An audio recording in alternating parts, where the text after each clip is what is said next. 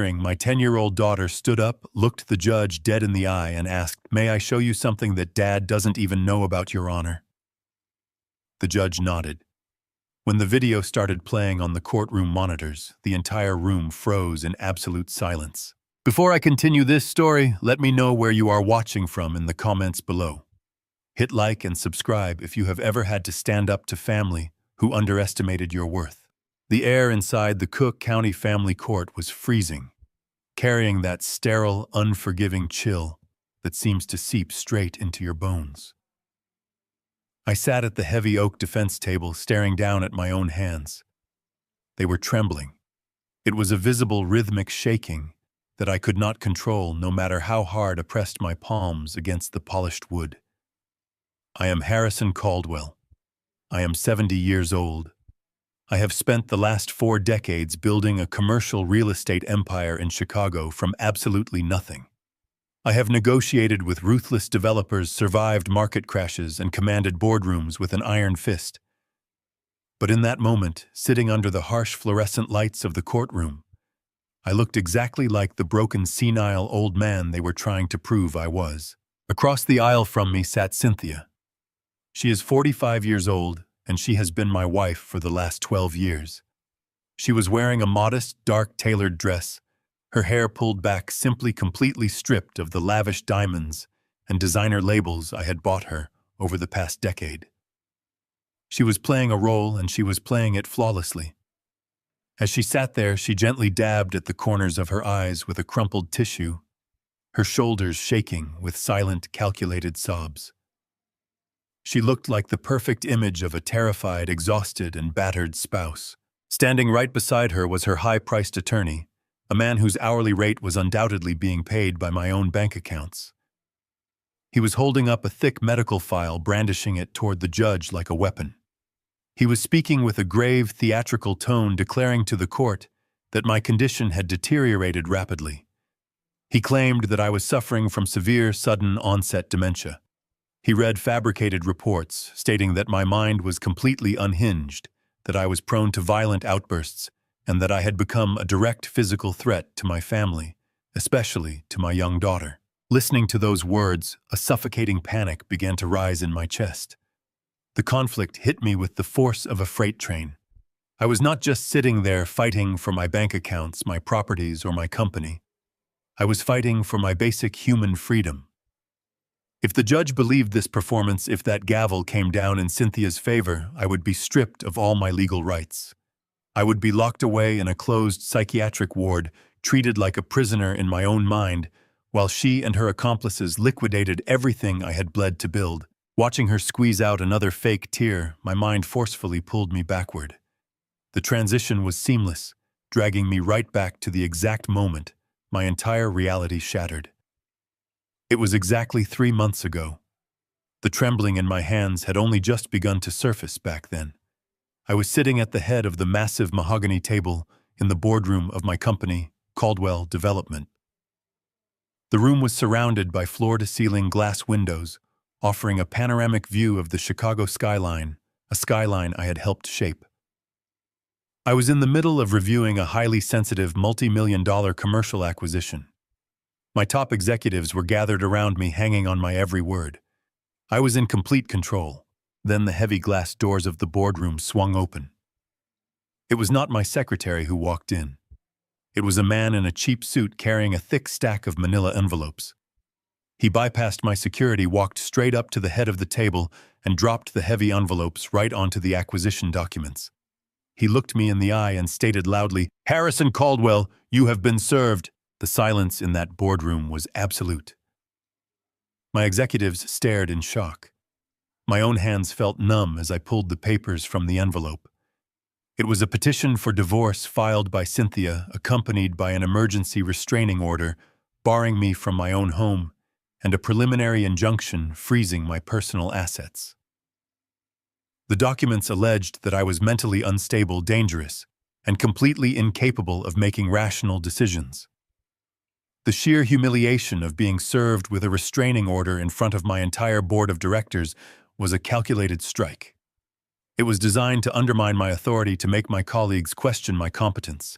and to publicly emasculate me in the very empire I had created. I remember the chaotic rush of blood to my ears that day. I remember the confused murmurs of my team as I abruptly adjourned the meeting. I remember the desperate, frantic drive back to my estate, praying that it was some kind of massive misunderstanding, a terrible mistake. But there was no mistake. Now returning to the present moment, in the freezing courtroom, the memory of that humiliation fueled a silent, burning rage inside me. I looked away from the judge and focused my gaze on Cynthia. She was lowering the tissue from her eyes, and for a fraction of a second, her gaze met mine. The terrified victim persona vanished, replaced by a cold, hollow emptiness. I looked down at her hands resting on the plaintiff's table. They were perfectly manicured, steady, and poised. Those were the hands that had poured my coffee every morning. Those were the hands that had adjusted my tie before every major corporate gala. And now those were the exact same hands holding the legal knife to my throat. I looked at the fake medical file her lawyer was waving around, and then back to my own trembling fingers. I had spent my entire life relying on my intellect. My brain was my greatest asset. To hear a lawyer stand in open court and declare that my greatest asset was rotting away was a psychological torture I cannot fully describe. I remember staring at the medical seals on those documents, wondering if they were somehow right. Was I losing my mind? Were the memory lapses real, the aggressive moments? It is a terrifying thing when the person you sleep next to every night tells you that you are going crazy and presents a stack of papers to prove it. You start to second-guess every word you speak, every step you take. But the coldness in Cynthia's eyes when she dropped her act for that split second told me a different story. It told me that the trembling in my hands was not a disease. It was a symptom of something far more sinister. I just needed to prove it. I left the boardroom in blind shock. The silence from my board members followed me into the hallway, thick and heavy with unspoken questions. The murmurs of my executives faded into a dull ringing in my ears as I took the elevator down to the garage. The concrete walls of the parking structure felt like they were closing in on me. My hands gripped the steering wheel with desperate white-knuckled force. The drive to my estate usually took 40 minutes, but I made it in 20. I ignored the speed limits, running 2 red lights, my heart hammering a chaotic rhythm against my ribs. My mind raced through 1,000 scenarios trying to justify the catastrophic event. I told myself it was a massive misunderstanding, a clerical error, a malicious prank played by a bitter competitor. Cynthia loved me.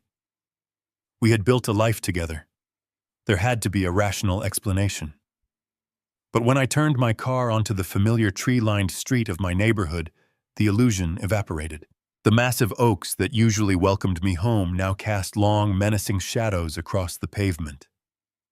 I pulled up to the wrought iron gates of the home I had built from the ground up, a home I owned long before Cynthia entered my life. I rolled down the window and punched my access code into the keypad. A harsh red light blinked back at me. I typed it again, slower this time. Red light. I tried Cynthia's code. Red light. I tried the master override code I programmed myself 15 years ago. Red light. The system had been completely wiped. A cold sweat broke across my forehead as I stepped out of the car. I walked up to the iron bars and peered through. Stacked haphazardly on the cobblestone driveway was my luggage. 6 expensive leather suitcases bulging and hastily zipped dumped outside like garbage. Beside them were boxes overflowing with my personal files, books and framed photographs from my home office. They had not just locked me out. They had erased my presence from the property. Before I could process the magnitude of the betrayal, the heavy mahogany door opened. I expected to see Cynthia perhaps looking apologetic, perhaps ready to explain the temporary insanity that had gripped her.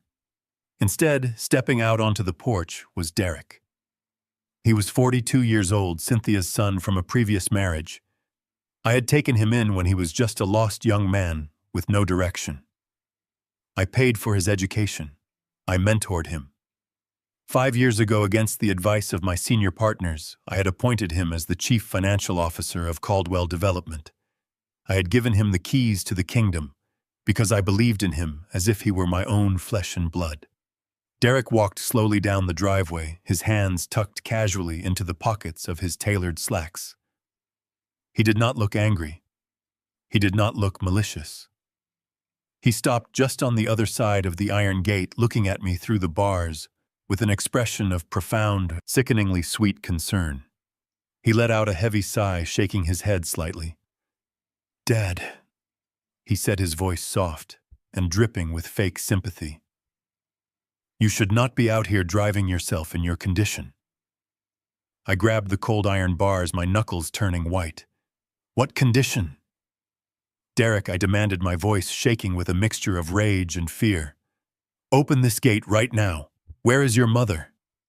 What is the meaning of the garbage bags on my driveway?" Derek took a step closer, placing his hand gently over mine on the gate.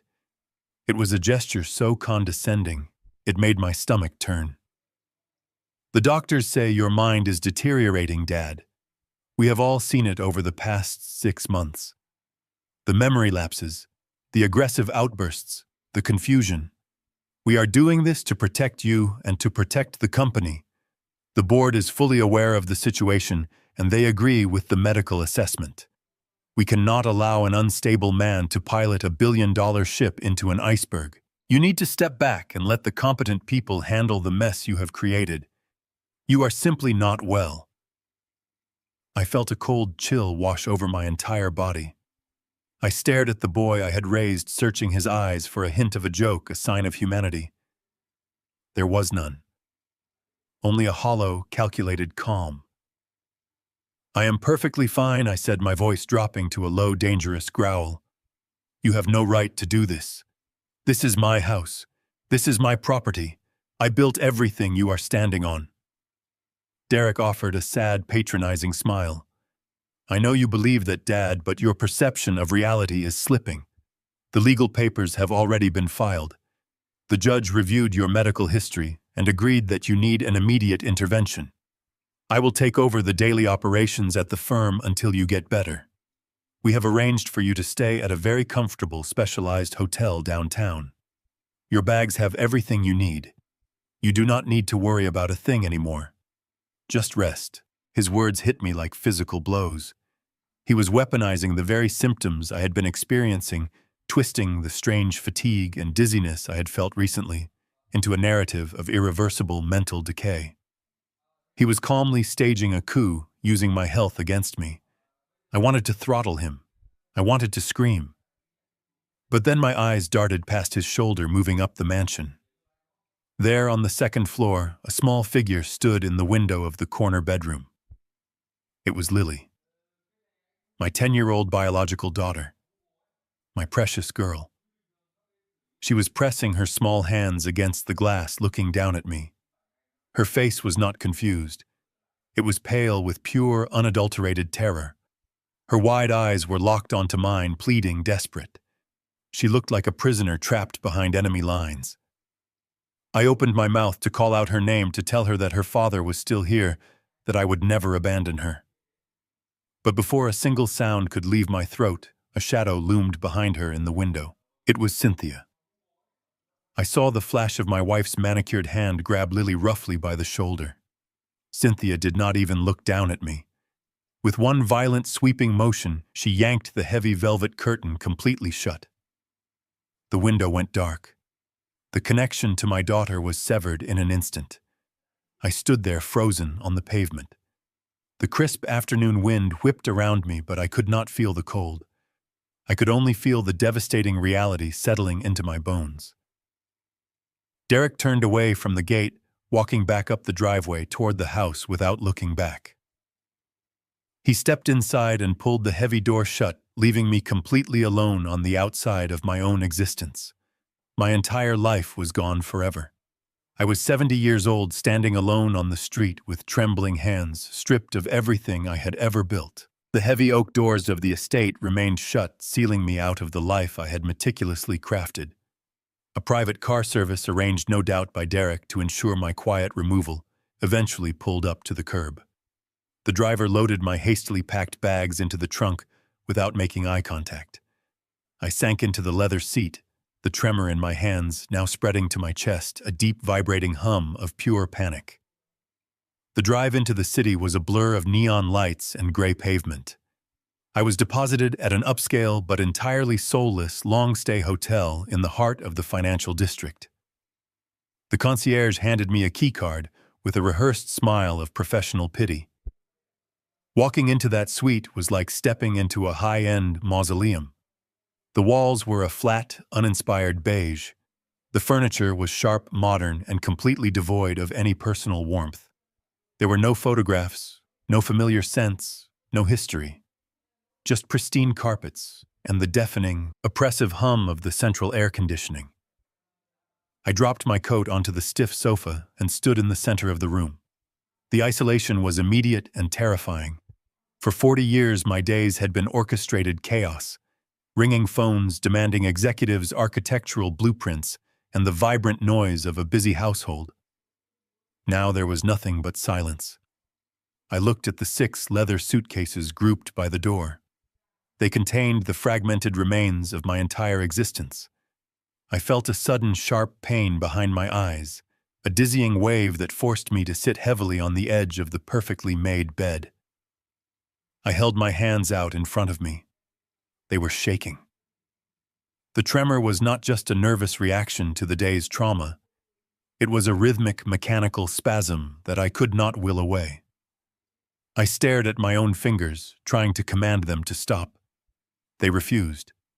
The terror that had been simmering beneath the surface for months finally boiled over. The gaslighting was taking root deep inside my psyche. I closed my eyes, and the memories they had weaponized against me began to replay in my mind, vivid and terrifying. 6 months ago, the fog had started creeping in. I remembered standing at the head of a massive conference table preparing to introduce a lead investor I had known for over a decade. I opened my mouth and his name simply vanished. It was a blank, terrifying void. I had stood there stammering for what felt like an eternity before Derek smoothly stepped in to rescue the moment. Then came the anger. I have always been a demanding leader, but I was never cruel. Yet 2 months ago I had thrown a glass paperweight at a junior analyst for a minor typo on a zoning permit. I remembered the shock on the young man's face, the hushed whispers of my staff. I had felt completely out of control, a passenger in a vehicle hijacked by an aggressive stranger. And the dizzy spells. The sudden, paralyzing vertigo that would hit me late in the evenings, forcing me to grip the banister of my staircase just to remain upright. Had I truly broken that vase in the hallway last week, I remembered the shattered porcelain on the floor, and Cynthia cowering against the wall weeping, telling me I had violently swept it off the console table in a fit of blind rage. I had no memory of doing it, but the broken pieces were right there. The fear paralyzed me. I pressed my palms against my temples, trying to physically hold my fracturing mind together. What if they were right? What if the brilliant razor-sharp intellect that had built an empire was actually rotting away? What if I truly was a danger to the people I loved? The thought of hurting Lily, my sweet, innocent 10-year-old girl, made me physically nauseous. If my mind was truly gone, perhaps I deserved this sterile beige box. Perhaps Derek and Cynthia really were protecting me from myself. The isolation amplified every doubt, turning my hotel room into an echo chamber of my own worst fears. Suddenly, the sharp ring of the hotel room telephone shattered the silence. I jumped, my heart hammering against my ribs. I stared at the phone on the nightstand for a long time. It rang 3, 4, 5 times. My trembling hand reached out and lifted the receiver. "Hello?" I rasped, my voice sounding weak and thin. "Harrison, darling." It was Cynthia. Her voice was not the cold, hollow whisper from the courtroom, nor the impatient snap she had used when yanking the curtain shut on Lily. It was her softest, most loving tone. It was the voice of the woman I had married, dripping with sorrow and profound emotional exhaustion. "Harrison, I am so sorry. I am so incredibly sorry it had to happen this way." Are you okay? Did you get settled in the room? I gripped the plastic receiver tightly. You locked me out. Cynthia, you threw my life onto the driveway. How could you do this to me? I heard a ragged, wet sniffle on the other end of the line. She was crying. It sounded so agonizingly genuine. You left me no choice, darling, she whispered, her voice breaking perfectly on the final word. I cry myself to sleep every single night watching you deteriorate. It is breaking my heart to see the man I love fade away. But you have become so aggressive, Harrison. You do not remember the things you do, but they are terrifying. I have to protect Lily. You know I have to protect her. You were screaming last week. You threw things. The house is simply not safe for a child when you are having your episodes. Her words were like venom coated in honey slipping directly into my deepest insecurities.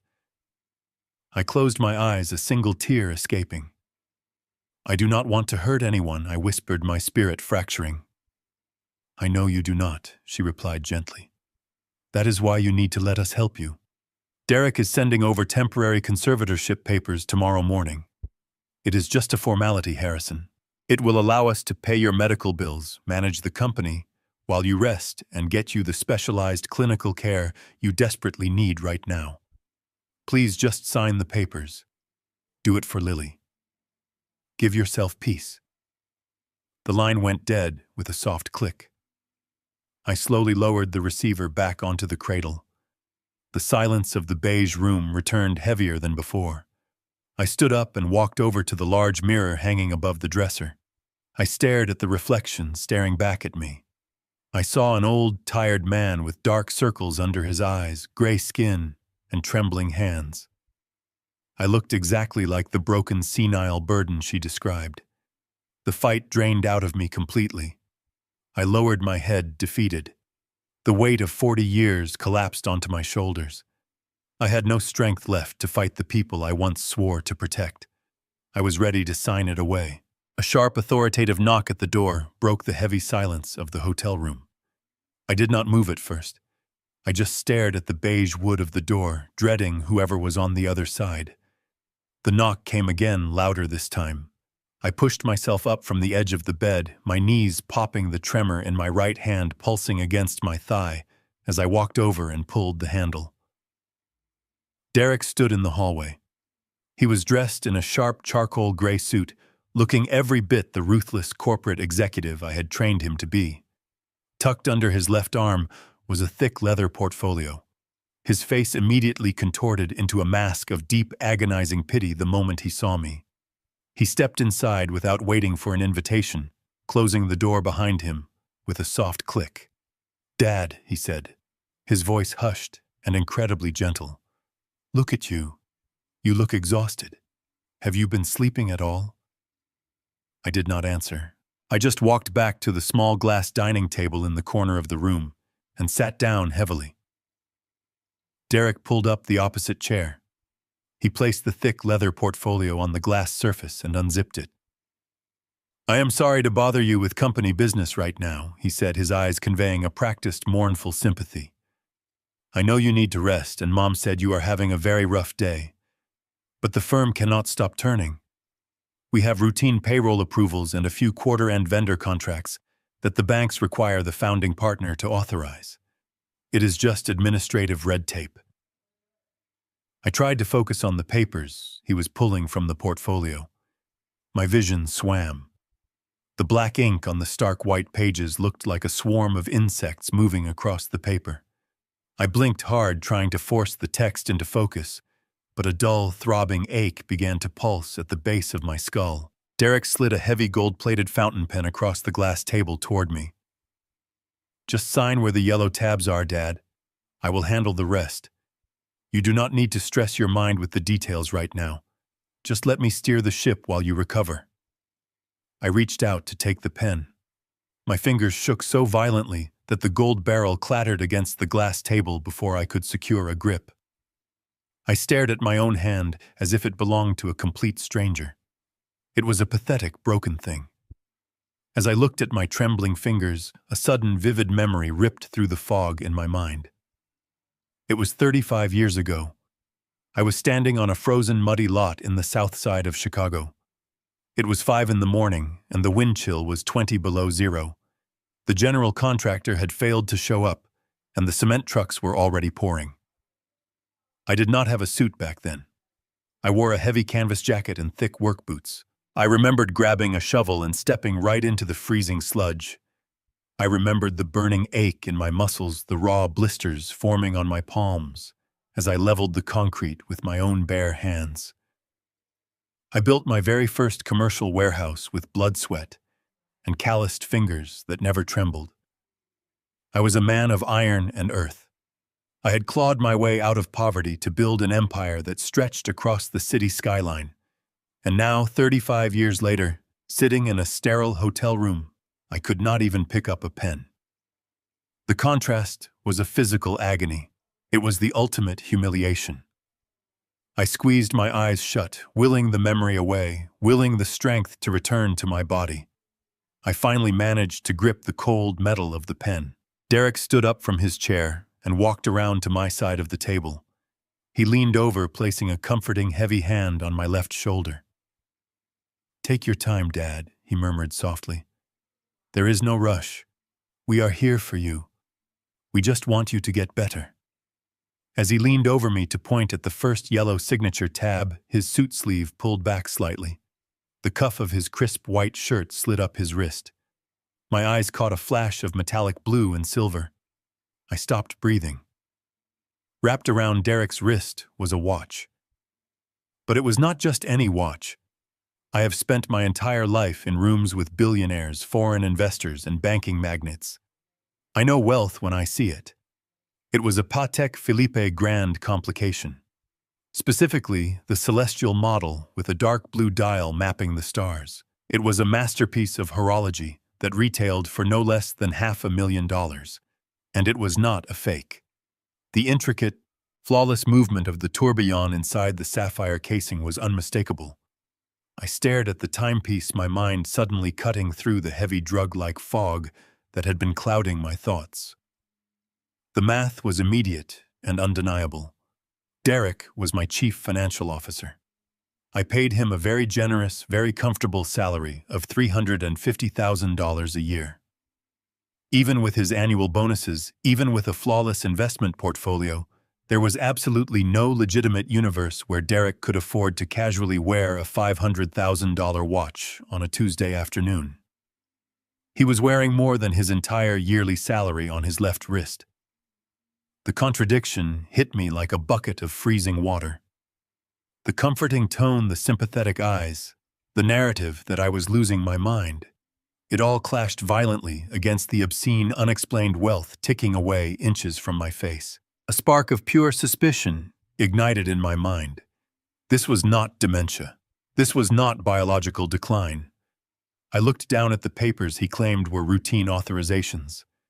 The words were still blurry, but the gut feeling was sharp and screaming. I did not pull my arm away. I did not look up at his face. I kept my eyes on the paper, letting my hand shake violently as I pressed the pen to the signature line. I dragged the ink across the page, leaving a pathetic scrawl that barely resembled my name. I did it over and over again, signing every single yellow tab with the sloppy strokes of a dying man. I played the part he needed to see. "There you go, Dad," Derek whispered carefully, pulling the documents away and slipping them back into his portfolio. "You did great. Go lie down. I will check on you tomorrow."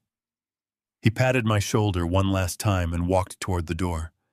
I sat frozen at the glass table, listening to the door closing behind him. A few seconds later, echoing faintly through the thin walls of the hotel hallway, I heard Derek whistling. It was a cheerful tune, the sound of a man who had just won the lottery. I looked at my trembling hands, my heart turning to solid ice. 2 days passed before the family court granted a supervised visitation. My lawyers fought hard to secure 60 minutes in a public park. I arrived at Millennium Park a full hour early. The Chicago wind was biting, but I barely felt the cold. I sat on a wooden bench near the designated playground, my eyes fixed on the entrance path.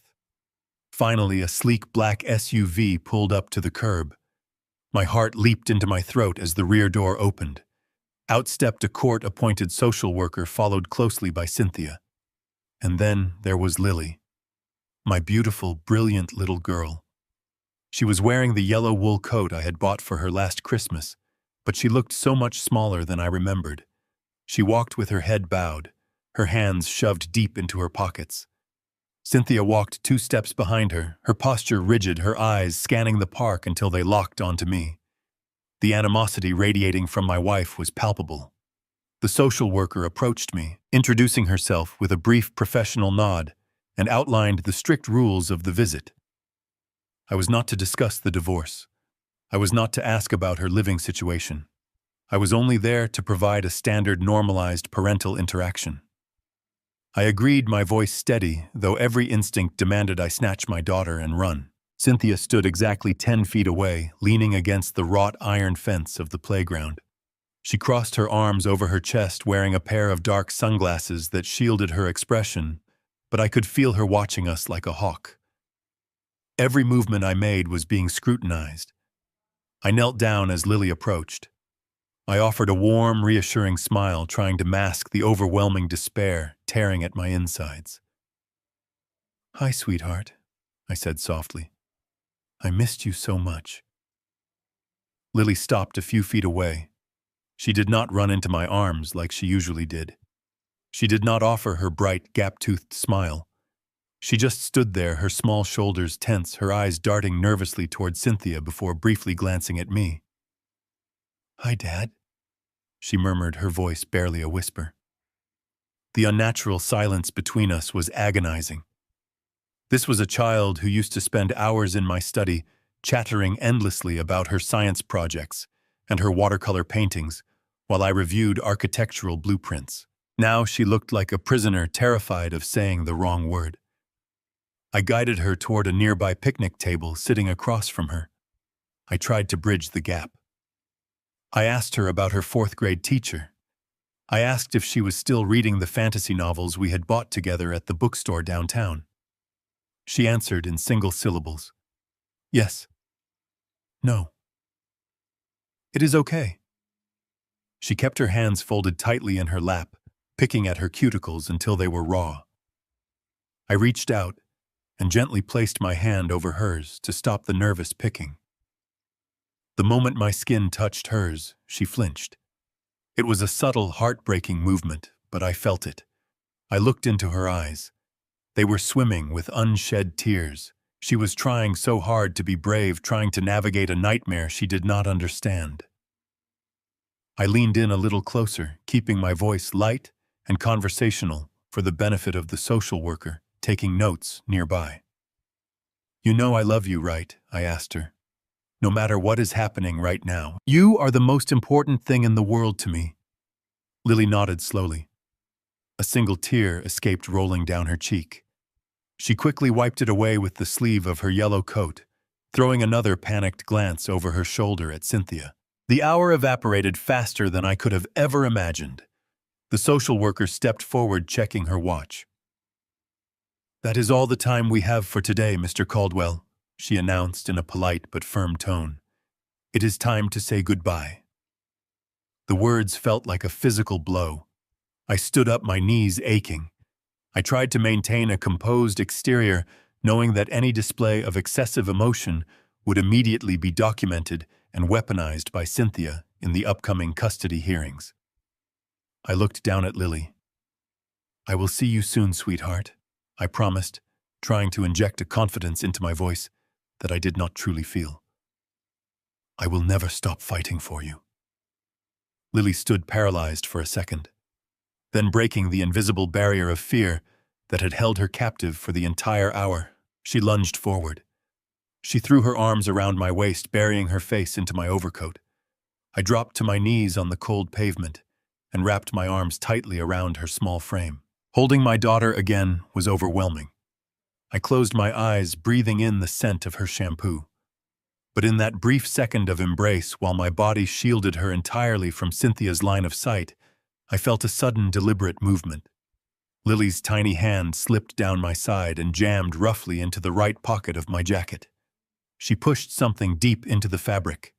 The movement was so quick, so desperate, that if I had not been hyper-aware of her every breath, I might have missed it entirely.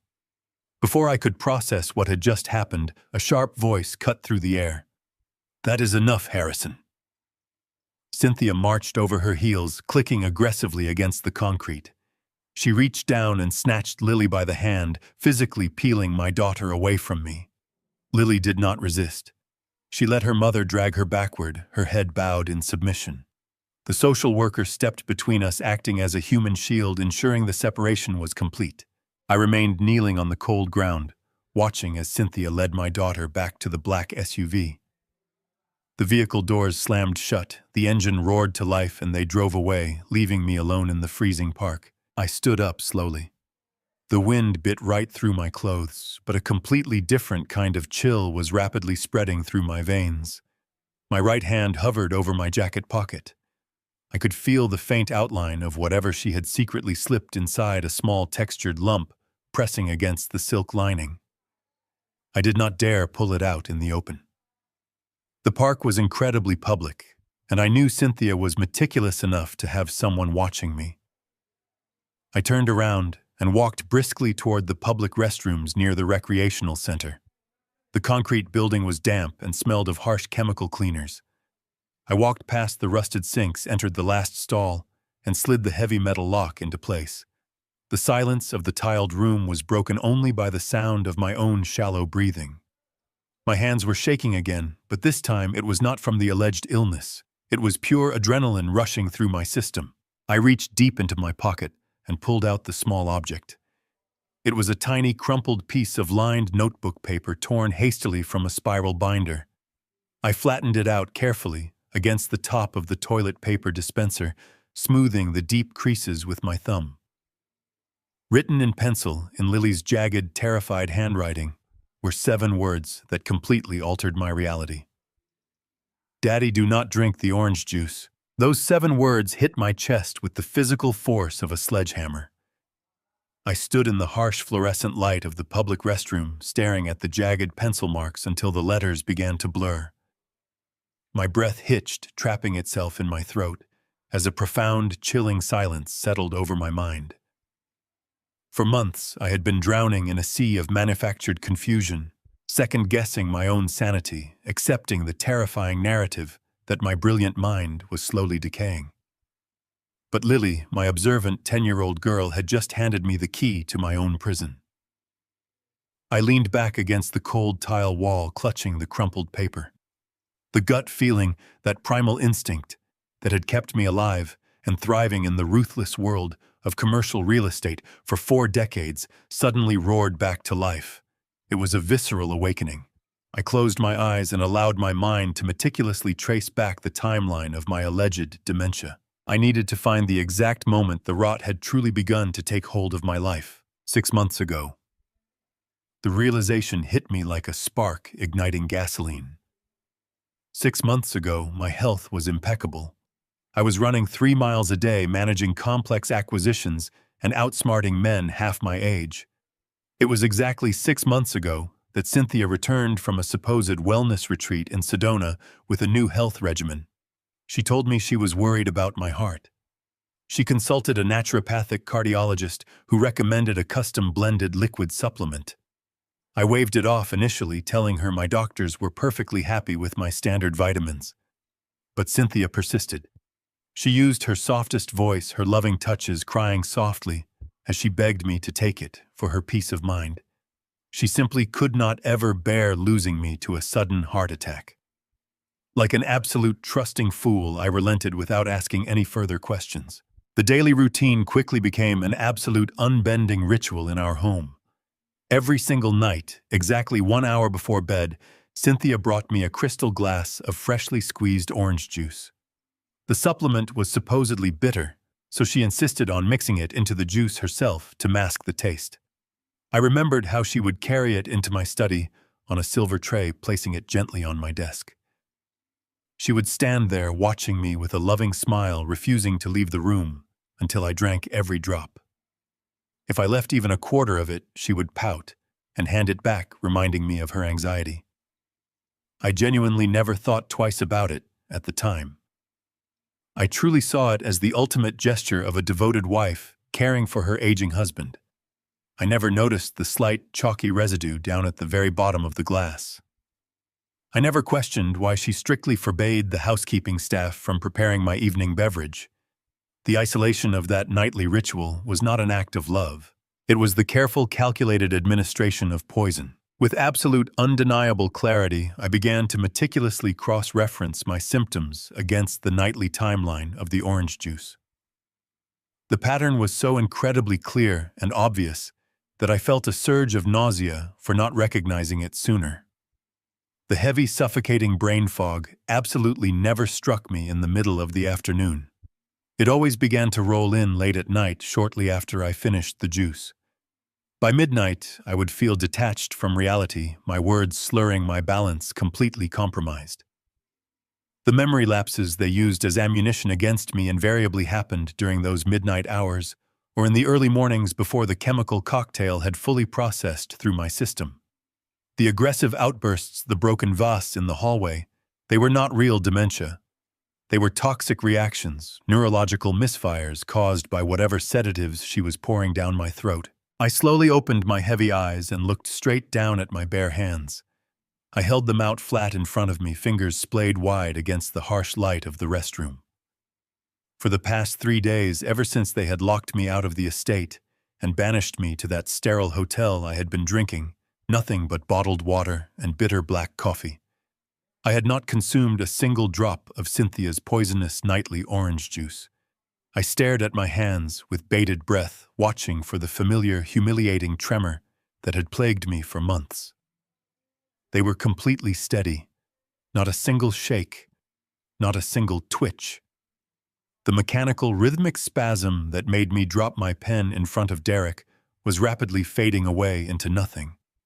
The withdrawal of the poison was already working. My central nervous system was slowly healing and repairing itself. I rotated my wrists, clenching my fingers into tight, powerful fists. The physical strength I thought had abandoned me forever was still there, dormant but entirely intact. A wave of profound relief washed over me immediately, followed by a rage so deep and cold it felt like liquid nitrogen pumping through my veins. I was not dying. My brain was not rotting. I was not losing my mind. I was the victim of a meticulous, highly orchestrated chemical assassination. Cynthia and Derek had secretly conspired together to slowly destroy my cognitive functions, to render me a completely helpless and dependent invalid, all so they could silently execute a massive coup and seize my empire without raising a single red flag. They used my trust, my love, and my age as weapons to disarm me. They convinced my board of directors, my friends, and even my own mind that I was a broken old man. But they made one fatal, arrogant miscalculation. They locked me out of the house before the job was completely finished. By banishing me to that hotel, they inadvertently cut off my supply of the poison. They had given me the one thing I needed to connect the dots. They had finally given me the gift of clarity. I walked over to the rusted sink and splashed freezing cold water onto my face. I scrubbed my cheeks, washing away the pathetic, defeated old man who had sat crying in the park just 10 minutes prior. I looked into the cracked mirror, locking eyes with my own reflection. The gray, lifeless complexion was already giving way to a sharp, predatory focus. The fog was lifting piece by piece, and the brilliant, ruthless real estate magnate who had conquered all of Chicago was waking up from a 6-month chemical coma. I dried my face with a rough paper towel and carefully folded Lily's note, tucking it securely into my breast pocket, right next to my heart. My daughter had risked everything to save my life. Now it was my turn to save hers. I stepped out of the public restroom, the biting winter wind no longer affecting me at all. I now knew exactly what I had to do next. I desperately needed absolute proof. I needed trusted allies, and I needed to strike back from the shadows before they even knew I was awake. I stood in that public restroom for a long time, staring at the jagged pencil marks, until the letters burned themselves into my retinas. The sheer terror radiating from my 10-year-old daughter's handwriting was a physical blow to my chest, driving the remaining breath from my lungs.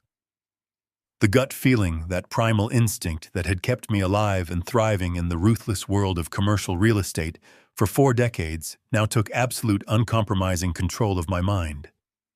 I folded the tiny scrap of paper, slipping it deep into my breast pocket next to my heart, and walked out into the biting Chicago wind. I did not look back toward the street where the black SUV had disappeared. I just walked, my pace quickening with every block, the chilling winter air rushing over my face and clearing the last lingering traces of the chemical fog from my brain. I made it back to the sterile hotel room just as the sun began to dip below the city skyline, casting long, gray shadows across the beige walls. I did not turn on the overhead lights. I sat on the edge of the stiff bed and meticulously mapped out the timeline of my supposed dementia. It was a terrifyingly simple equation. 6 months ago, Cynthia had insisted I start taking a new liquid heart supplement, mixed every single night into a glass of fresh orange juice. She never let the housekeeping staff prepare it. She meticulously did it herself, standing over my desk and watching me swallow every drop. I realized with absolute horrifying clarity that my brain fog, my sudden tremors, and my aggressive memory lapses only ever happened late at night and into the early hours of the morning, right after I consumed her toxic concoction. I had not had a single drop of her orange juice since being kicked out of my own house 3 days ago. I held my hands out in front of me in the dim light of the hotel room. The tremors were completely fading. The fog was lifting from my mind like a heavy curtain being pulled back. I was not dying of early-onset dementia. I was being chemically destroyed by the woman I loved. The realization did not break me. It forged me into something cold and incredibly dangerous. I waited in the dark, watching the digital clock on the nightstand slowly tick forward. Midnight passed. Then 1 in the morning. I needed to be absolutely certain that Derek and Cynthia were deeply asleep in my estate before I made my next move. Fully lucid and burning with a cold, calculated rage, I opened my laptop at exactly 2 in the morning. The glow of the screen illuminated the dark room. When I appointed Derek as the Chief Financial Officer of Caldwell Development, 5 years ago I had handed him the keys to the kingdom. But I am not a foolish man. I built my empire in a ruthless city where loyalty is often rented, not owned. I had secretly kept a hidden read-only backdoor access to the company's master ledgers. It was a digital safety net from my early days, a ghost protocol known only to me, and a retired software architect who owed me his life. I typed in the complex sequence of proxy addresses and passwords, bypassing the modern security gates Derek had undoubtedly erected. The system recognized my ghost credentials and granted me silent, invisible entry into the financial heart of my company. The conflict immediately shifted from the physical world into the digital realm. I bypassed the standard executive dashboards and dove straight into the raw, unfiltered transaction logs. My fingers flew across the keyboard with a speed and precision I had not felt in half a year. The chemical cobwebs were gone. I was back in my element, operating behind enemy lines. My first target was the heavy gold-plated fountain pen. I needed to trace the exact documents Derek had brought to my hotel room just hours ago, the papers he so gently coerced me into signing while wearing a $500,000 watch. He had claimed they were routine payroll approvals and quarter-end vendor contracts that required the founding partner's authorization. I pulled up the signature authorization queue for the day. There they were. 5 heavily encrypted files bearing my sloppy, chemically induced signature. I cracked open the digital seal on the first document and began to read. They were not payroll authorizations. They were not vendor approvals. My blood ran cold as I scanned the dense legal jargon. They were irrevocable authorizations for massive, untraceable wire transfers. Derek was moving astronomical sums of money out of the primary corporate holding accounts and funneling them directly into a series of obscure shell limited liability companies registered in Delaware. I pulled up the ledger details. $4 million transferred to Apex Strategic Solutions. $6 million routed to Horizon Global Management. Another $5 million diverted to Pinnacle Advisory Group. All of it categorized under the vague, unassailable guise of emergency legal and consulting fees. I cross-referenced the corporate registry for these Delaware entities. The trail was heavily obfuscated through layers of blind trusts and proxy directors, but the underlying structure was identical. They were all phantom companies, created exactly 6 months ago, right around the time Cynthia introduced my nightly glass of orange juice. Derek was not simply preparing to take over the company. He was actively, systematically draining the operating capital. He was bleeding Caldwell Development dry, siphoning off the lifeblood of my life's work while keeping me heavily sedated and confused. I sat back in the chair, the blue light of the screen reflecting in my eyes. The sheer scale of the embezzlement was breathtaking. If these transfers continued at this pace, the company would be completely insolvent within 3 months. And when the board of directors finally discovered the missing millions, they would follow the digital paper trail straight back to the authorization forms. They would find my signature on every single catastrophic transfer. Derek had engineered the perfect crime. He was stealing my empire, and he was framing a dementia-riddled old man to take the absolute entirety of the legal fall. If the authorities came knocking, Derek would simply play the role of the devastated son, handing over the ledgers and shaking his head at his father's tragic cognitive decline.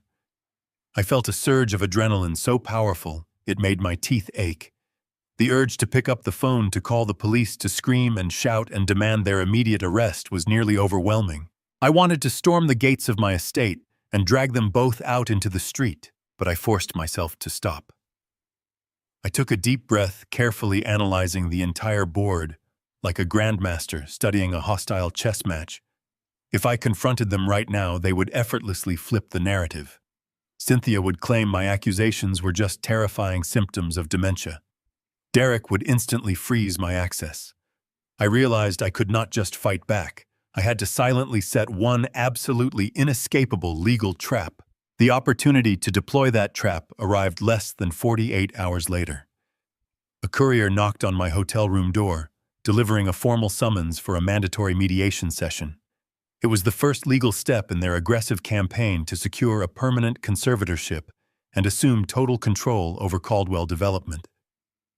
I stared at the heavy cream cardstock, feeling a grim sense of satisfaction. They were moving incredibly fast, eager to legally bind me before I had any chance to seek outside counsel. They wanted to corner me while they believed my mind was still crumbling into dust. I decided to give them exactly what they wanted to see. I spent the morning preparing for the performance of a lifetime. I deliberately slept poorly, allowing dark circles to deepen into bruised shadows. I wore a wrinkled suit, the tie knotted off-center. I needed to look like a man losing his grip on daily life.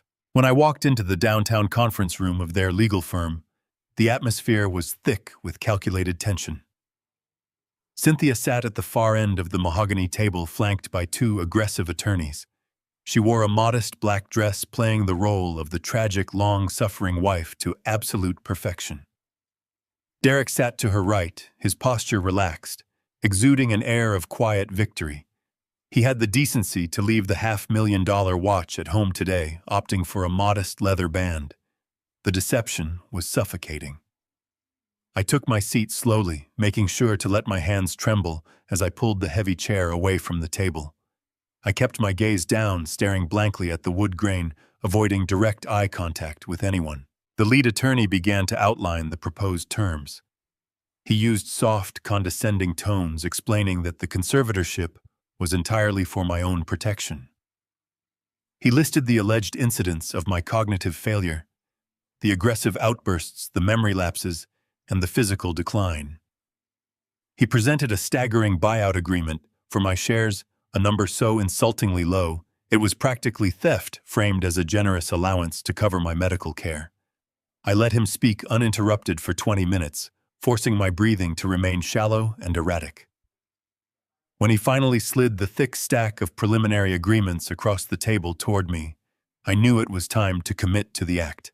I reached out with a violently shaking right hand. I allowed my fingers to graze the edge of the paper, and then I knocked the silver pen completely off the table. It clattered loudly onto the hardwood floor. The room fell dead silent.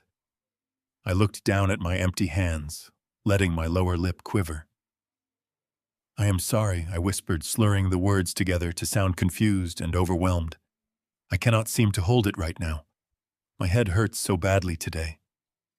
I looked up, letting my eyes wander aimlessly before settling on Cynthia. "I just feel so tired. I just want to rest. I do not understand all these numbers." Cynthia instantly raised her hand to her mouth, stifling a manufactured sob. She looked at her attorney with a perfectly calibrated expression of heartbreak. "Oh, Harrison," she murmured, her voice dripping with fake sympathy. "We know you are tired. We are doing this so you can rest. You do not have to worry about the numbers anymore." Derek leaned forward, clasping his hands. "It is okay, Dad. We can adjourn for today. Just give us your verbal agreement that you accept the framework, and we can handle the physical signatures when you are having a better day. We just need to know you are on board." I let my head loll forward slightly, staring at the blank documents. "I understand," I mumbled softly, letting a defeated sigh escape my lungs. "If this is what the doctors think is best, if this will keep Lily safe, I agree to consider the terms. I just need to lie down." The visible wave of relief that washed over the opposing side of the table was nauseating. Derek and Cynthia exchanged a microscopic, triumphant glance. They had successfully broken the great Harrison Caldwell. They believed I was a hollow shell ready to surrender without a single fight. They adjourned the session immediately, their lawyers packing up the files with barely concealed smirks. The moment I stepped out of the heavy glass doors and into the crisp afternoon air, the pathetic, trembling old man completely vanished. My posture straightened. My hands were rock solid. The fog of the mediation room evaporated, replaced by a crystalline, predatory focus. I did not return to the hotel. Instead, I walked 3 blocks south to a private garage where I had rented an unassuming sedan using a prepaid debit card earlier that morning. I slipped into the driver's seat, locked the doors, and pulled out onto the busy streets. I merged onto the interstate, leaving Chicago in my rearview mirror. I drove for 3 straight hours, pushing the car across state lines into Indiana. I needed to put as much physical and legal distance between myself and Cynthia's network as possible. She was deeply embedded in the local medical community. If I went to a nearby hospital, the results would inevitably be leaked or altered by one of her well-paid associates. I could not risk a single error. I navigated the highway in total silence, calculating the exact chemical half-life of whatever she had been feeding me. I needed indisputable scientific evidence, a weapon no attorney could ever dismantle. Just before sunset, I pulled into the quiet parking lot of a private, independent toxicology clinic located in a generic suburban medical park. It was a facility specializing in heavy metal testing, obscure chemical dependencies, and corporate evaluations. I walked through the glass doors and approached the front desk. I paid entirely in cash using a fabricated name and an untraceable mailing address I secured years ago. The receptionist handed me intake forms asking no questions about my out-of-state license plate or my demand for complete anonymity.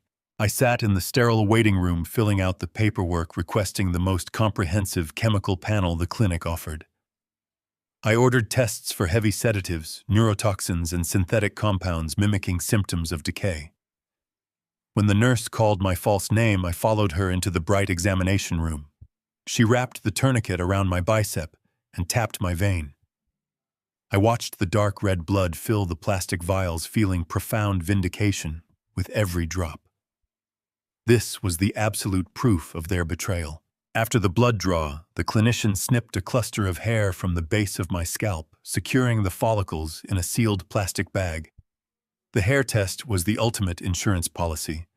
While blood might only show traces from recent days, the hair would provide a precise historical timeline. It would show the exact day the poison was first introduced, cementing Cynthia's nightly orange juice ritual into an irrefutable timeline of systemic abuse. I signed the final chain of custody documents with a perfectly steady signature leaving the private clinic armed with the absolute truth. The drive from the clinic took me far away from the polished glass and steel of the financial district. I navigated the rental car through the decaying industrial outskirts of the city where the streetlights flickered and the roads were cracked. I pulled into the gravel lot of a rundown 24-hour diner. It was the kind of place that smelled of stale coffee, old grease, and forgotten dreams. Neon tubes buzzed above the entrance, casting a sickly red glow over the cracked pavement. This was exactly the kind of invisible, forgotten corner of the world I needed right now. I pushed open the heavy glass door, the small bell chiming weakly above me. The diner was mostly empty save for a tired waitress wiping down the counter and a lone figure sitting in the back booth. I walked past the empty vinyl seats and slid into the booth across from him. Mitchell Reed did not look up immediately. He continued to slowly stir his black coffee. Mitchell was my original corporate attorney. 40 years ago, when I was just a hungry contractor pouring concrete and hustling for permits, Mitchell was the ruthless legal architect who helped me incorporate Caldwell Development.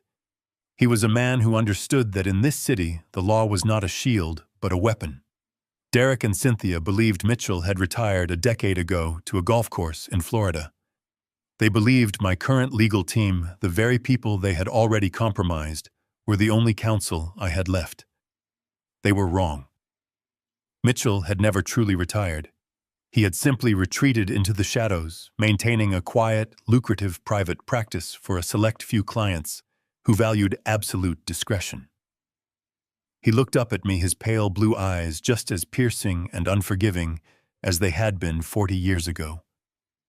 He took one look at my face and set his spoon down. "You look like hell, Harrison," he said, his voice a gravelly rasp. I poured myself a glass of water from the plastic pitcher on the table. "I feel like hell, Mitchell, but my mind has never been clearer." I reached into my inner jacket pocket and pulled out the folded stack of financial printouts I had secured during my late-night digital raid on the company ledgers. I smoothed the papers flat against the sticky laminate of the diner table and slid them across to him. Mitchell pulled a pair of reading glasses from his breast pocket and began to review the documents. For 10 minutes, the only sound in our booth was the rustle of paper and the distant hum of the diner refrigerator. I watched his expression shift from casual curiosity to a cold, hardened, professional fury. He traced a weathered finger over the wire transfer logs, his eyes narrowing at the Delaware shell entities Derek had created. "They are bleeding you out," Mitchell murmured, not looking up from the page. 6 million here, 5 million there. It is a systematic, highly sophisticated embezzlement operation under the guise of emergency consulting fees, and the signatures authorizing these transfers. "They are mine," I replied, my voice devoid of emotion. "But I did not sign them willingly. I am being chemically poisoned, Mitchell. They have been feeding me heavy sedatives and neurotoxins for 6 months to mimic early-onset dementia. They waited until my mind was entirely compromised, locked me in a hotel room, and handed me a pen. I have just come from an independent toxicology clinic. I have the blood and hair samples secured. In a week, I will have the indisputable scientific proof of their assassination attempt." Mitchell slowly took off his glasses and placed them on the table. He leaned back in the vinyl booth, staring at me with a profound, terrifying respect. "You do not want a defense attorney, Harrison. You want an executioner." I nodded slowly. "I want to build a legal guillotine, and I want them to pull the lever themselves." Mitchell did not hesitate. He reached into his leather briefcase and pulled out a fresh yellow legal pad. "We are not going to simply block their moves," he said, his pen hovering over the paper. "We are going to completely obliterate their playing field. If we confront them now with just suspicions and partial evidence, they will immediately file for an emergency psychiatric hold. They will use your medical records, heavily curated by Cynthia, to prove you are suffering from severe paranoia. We have to operate entirely in the dark. First, we secure the remaining capital. I am going to quietly draft an irrevocable trust tonight. I will transfer your entire remaining personal fortune, every piece of property, every single untouched stock portfolio, directly into this trust. You will be the sole beneficiary, but I will be the designated trustee. The moment Derek tries to access your personal accounts to finalize his coup, he will hit a solid, impenetrable brick wall. The money will simply no longer exist in your name. They will be locked out of the vault entirely. I felt a grim smile pull at the corners of my mouth. And the company ledgers, I asked. Derek is still draining the corporate operating accounts. If he realizes the personal funds are gone, he will accelerate the embezzlement to take whatever cash is left in the business. Mitchell offered a dark, humorless chuckle. Let him try. I still have contacts deep inside the Federal Banking Commission. Men who owe me favors from the old days. I am going to file a highly classified emergency alert regarding these specific Delaware wire transfers. I will flag the shell companies for suspected money laundering and corporate fraud. The Commission will instantly place a covert tracking monitor on every single account associated with Derek. He will think he is moving millions of dollars in total secrecy. In reality, he will be feeding a direct, live stream of evidence straight into a federal investigation. The beauty of the trap was its absolute invisibility. Derek and Cynthia would continue their ruthless campaign, completely unaware that the ground beneath them had already been hollowed out. Every fake document Derek filed, every stolen dollar he wired, would simply add another decade to his inevitable prison sentence. And what do I do now? I asked, sliding the empty water glass away from the center of the table. Mitchell leaned forward slightly and looked me dead in the eye. You go back to that hotel, you drink your black coffee, you stay entirely away from Cynthia, and above all else you play the part. You act like the broken, senile, dying old man they desperately need you to be. You stumble, you slur your words, and you let them feel incredibly powerful. You make them feel like absolute gods, Harrison, because the higher they climb on their pedestal of arrogance, the harder they are going to fall when we finally pull the floor out from under them. I nodded silently, taking a deep breath, and slowly stood up from the vinyl booth. I buttoned my coat, turned around, and walked out into the freezing night, ready to play my final role. I left the diner and immediately drove to a secluded payphone on the edge of the industrial district. Mitchell had handed me a sealed envelope before we parted, containing a single name and a burner number. The man on the other end answered on the first ring.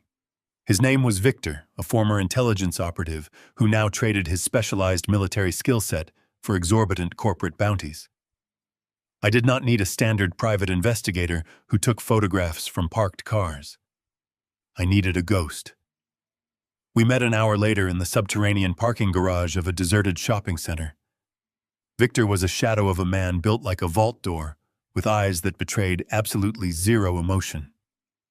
I handed him a thick manila folder containing blueprints of the Caldwell Development corporate headquarters, the make and model of Derek's vehicles, and $20,000 in untraceable cash. I gave him his primary directive. I told him to completely ignore my wife. Cynthia was a master architect of deception. She was meticulous, calculating, and far too paranoid to leave a digital footprint or speak carelessly in open spaces. Derek, however, was entirely different. Derek was intoxicated by his newfound power. He was an arrogant amateur playing a billionaire's game, blinding himself with expensive watches and unearned authority. Arrogance always breeds carelessness. Victor nodded silently, taking the folder.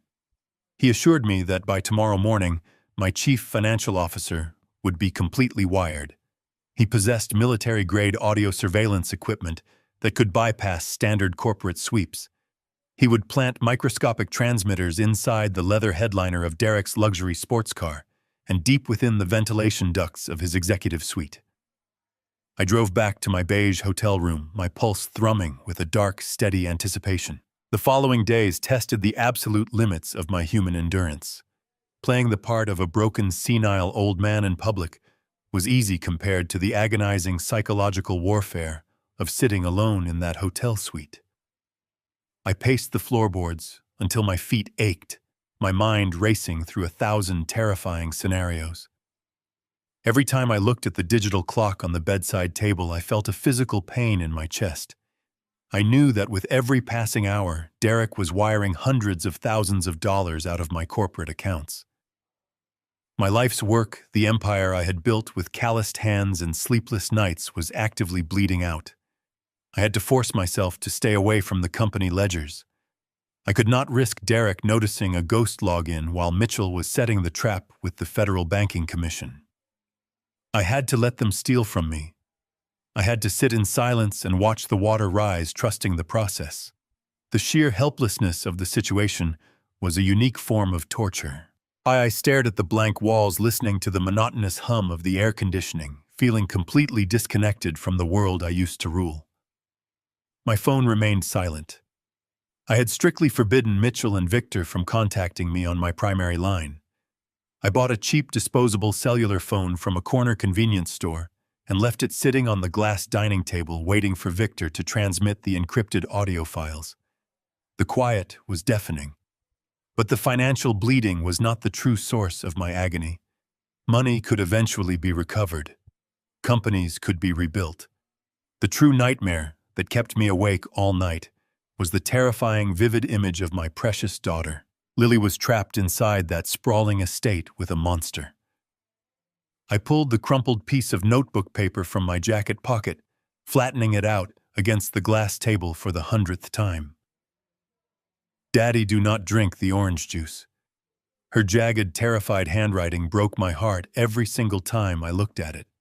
My brilliant 10-year-old girl had figured out the assassination attempt before I did. She had seen the truth hiding behind Cynthia's loving smiles. Now she was alone behind enemy lines, surrounded by people who were actively trying to destroy her father. I imagined her sitting at the grand dining table, keeping her head down, eating her dinner, while Cynthia and Derek calmly discussed my mental decay.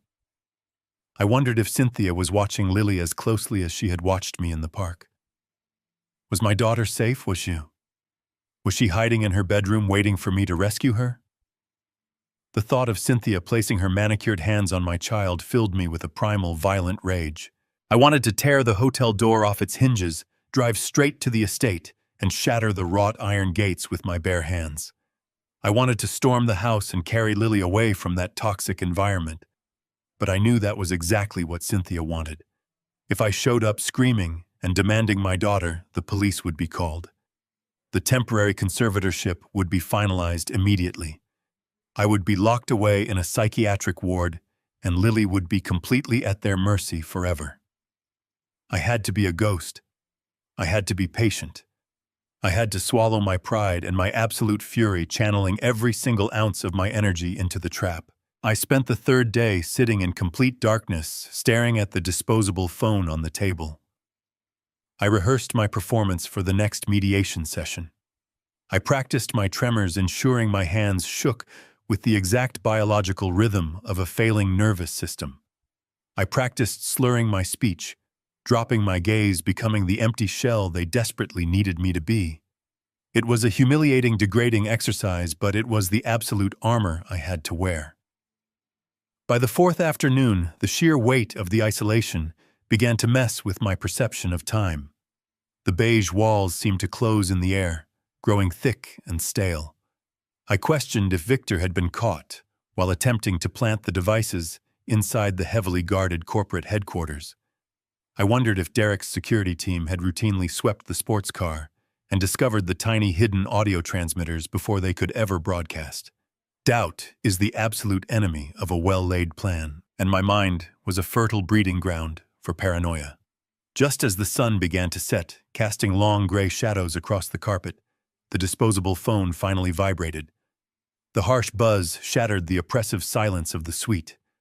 I lunged forward, grabbing the plastic device with steady, powerful hands.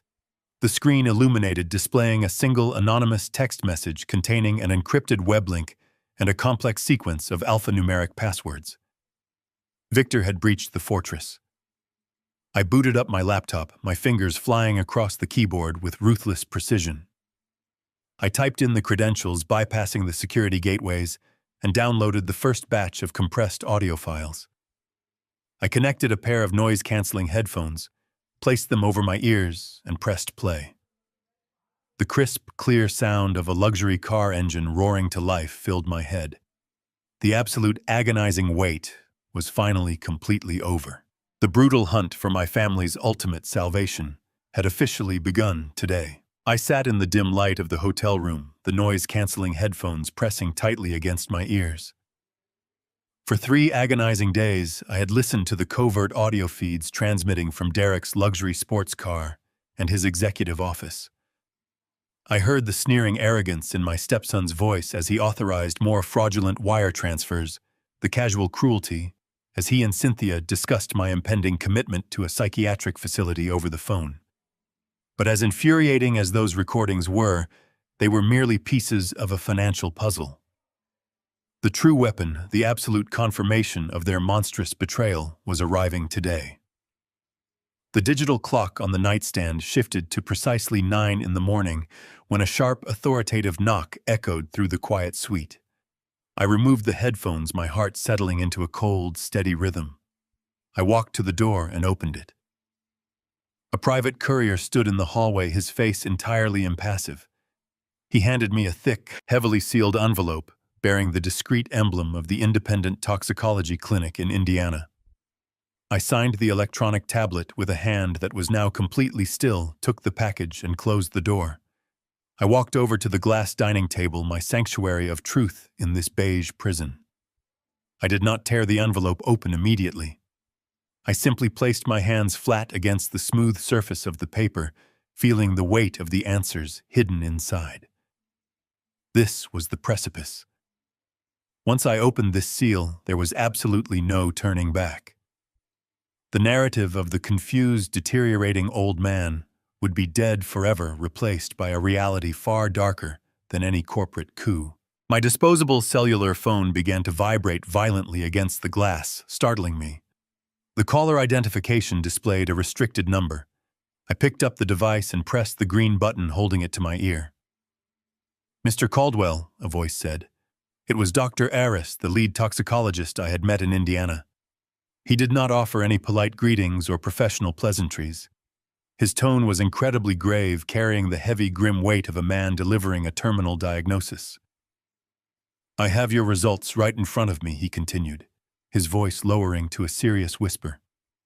"I sent the physical copies via courier, but I felt a profound moral obligation to call you the absolute second the laboratory confirmed the final chemical breakdown." I looked down at the sealed envelope on the table. "Go ahead, doctor," I replied, my voice perfectly steady. "Give me the absolute truth." Dr. Aris let out a long, heavy breath. "Mr. Caldwell, we ran an exhaustive analysis on the hair follicle samples you provided. Hair follicles are meticulous biological historians. They record every single substance introduced into the human body, laying down a chronological timeline of exposure. What we found in your samples is not a natural cognitive decline. It is not an autoimmune response. It is a highly deliberate systemic chemical attack." The words hung in the air, confirming the terrifying intuition that Lily had planted in my mind. "Please be specific," I demanded softly. "What exactly have they been putting inside my body?" I heard the rustling of paper on the other end of the line. "Your system is saturated with a highly sophisticated escalating cocktail of toxins," Dr. Aris explained. "First, we identified dangerous levels of thallium and arsenic. These are incredibly toxic heavy metals. Over a sustained period, they systematically destroy the central nervous system. They cause profound fatigue, severe muscular tremors, and a complete loss of physical coordination." "That explains the shaking hands," I murmured, recalling the humiliating moment I dropped the silver pen in the mediation room. "Yes," the doctor confirmed. "But the heavy metals were only the physical component.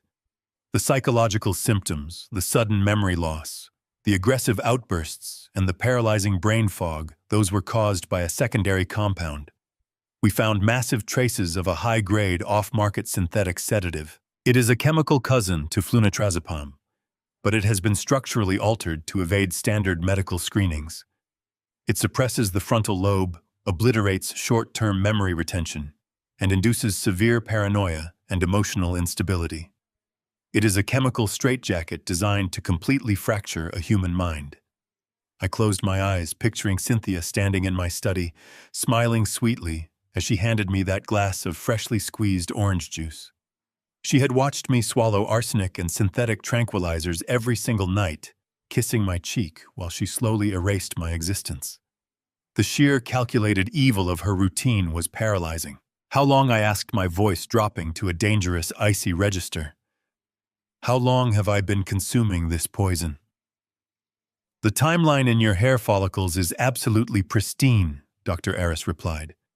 The exposure began exactly 6 months ago. The heavy metal deposits start out very small, almost microscopic, and then they steadily increase in concentration week after week. Whoever is administering this cocktail is incredibly patient and highly methodical. They have been slowly raising the dosage, carefully calibrating the toxins to simulate a naturally progressing degenerative brain disease without causing an immediate suspicious medical emergency. I gripped the edge of the glass table. And what would have happened if the dosage had continued, I asked. The silence on the phone was chilling. Dr. Aris cleared his throat.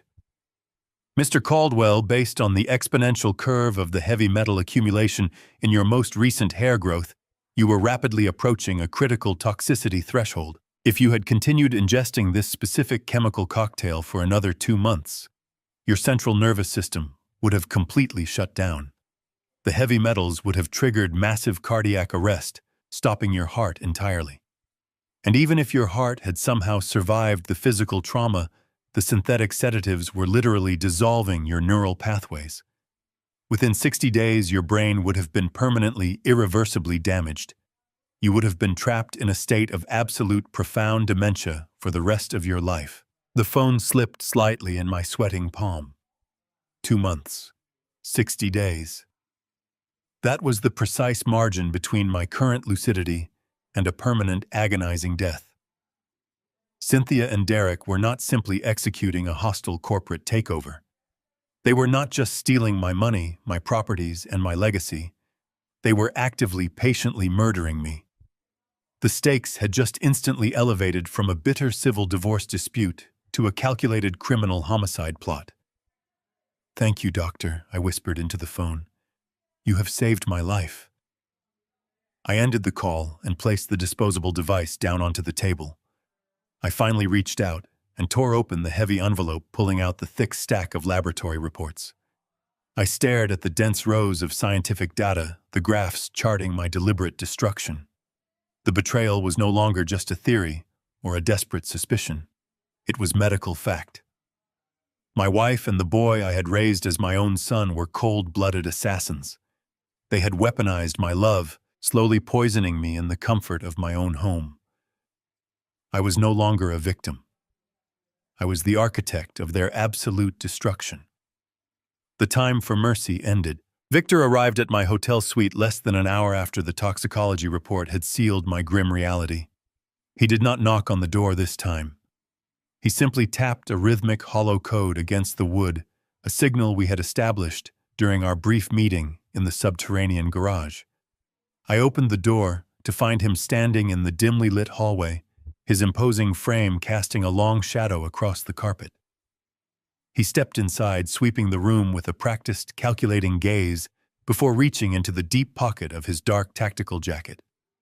He withdrew a small, heavy, matte black USB drive and placed it gently onto the center of the glass dining table.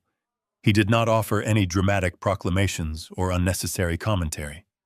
He simply nodded his eyes, devoid of any judgment, and told me that the extraction was completely successful. The feeds from the executive suite and the luxury sports car were fully secured and encrypted on that drive. Before I could even offer him a word of gratitude, Victor turned and walked out of the room, pulling the door shut behind him. The mechanical click of the latch echoed through the quiet space, leaving me entirely alone with the digital ghost of my destroying family. I sat down at the table, staring at the small black device. My hands completely steady now that the toxic chemicals were systematically draining from my bloodstream, picked up the drive. I plugged it into the side port of my laptop. A prompt immediately flashed across the screen, demanding the complex alphanumeric decryption sequence Victor had provided. I typed the characters with deliberate heavy keystrokes.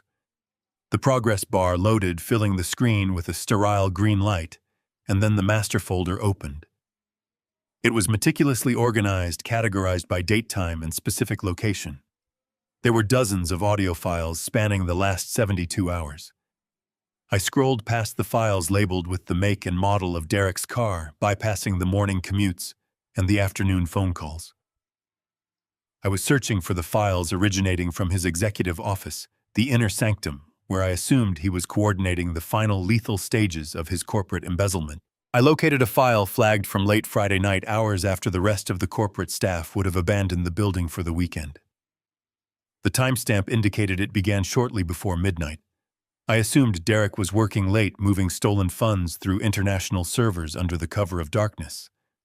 I connected my noise-canceling headphones, adjusted the volume, and pressed play. I leaned back in my chair, fully preparing myself to hear the cold, numerical logistics of my financial ruin. The audio quality was terrifyingly crisp, capturing the ambient acoustics of the expansive room. I heard the heavy, familiar thud of the solid mahogany office door closing shut. Then a sharp, metallic click followed. It was the distinct sound of the deadbolt locking from the inside. A strange, suffocating silence stretched across the recording for several agonizing seconds. I expected to hear the clatter of a keyboard or the rustle of ledger pages. Instead, I heard the soft, unmistakable sound of a heavy sigh. Then came the whispering. It was Cynthia. Her voice was low, breathless, and saturated with a sickening, intimate familiarity. I froze, my heart seizing in my chest as I listened. She murmured Derek's name, drawing the syllables out in a slow, agonizing purr. I heard the rustling of expensive fabric, the distinct sound of a silk blouse slipping against leather upholstery.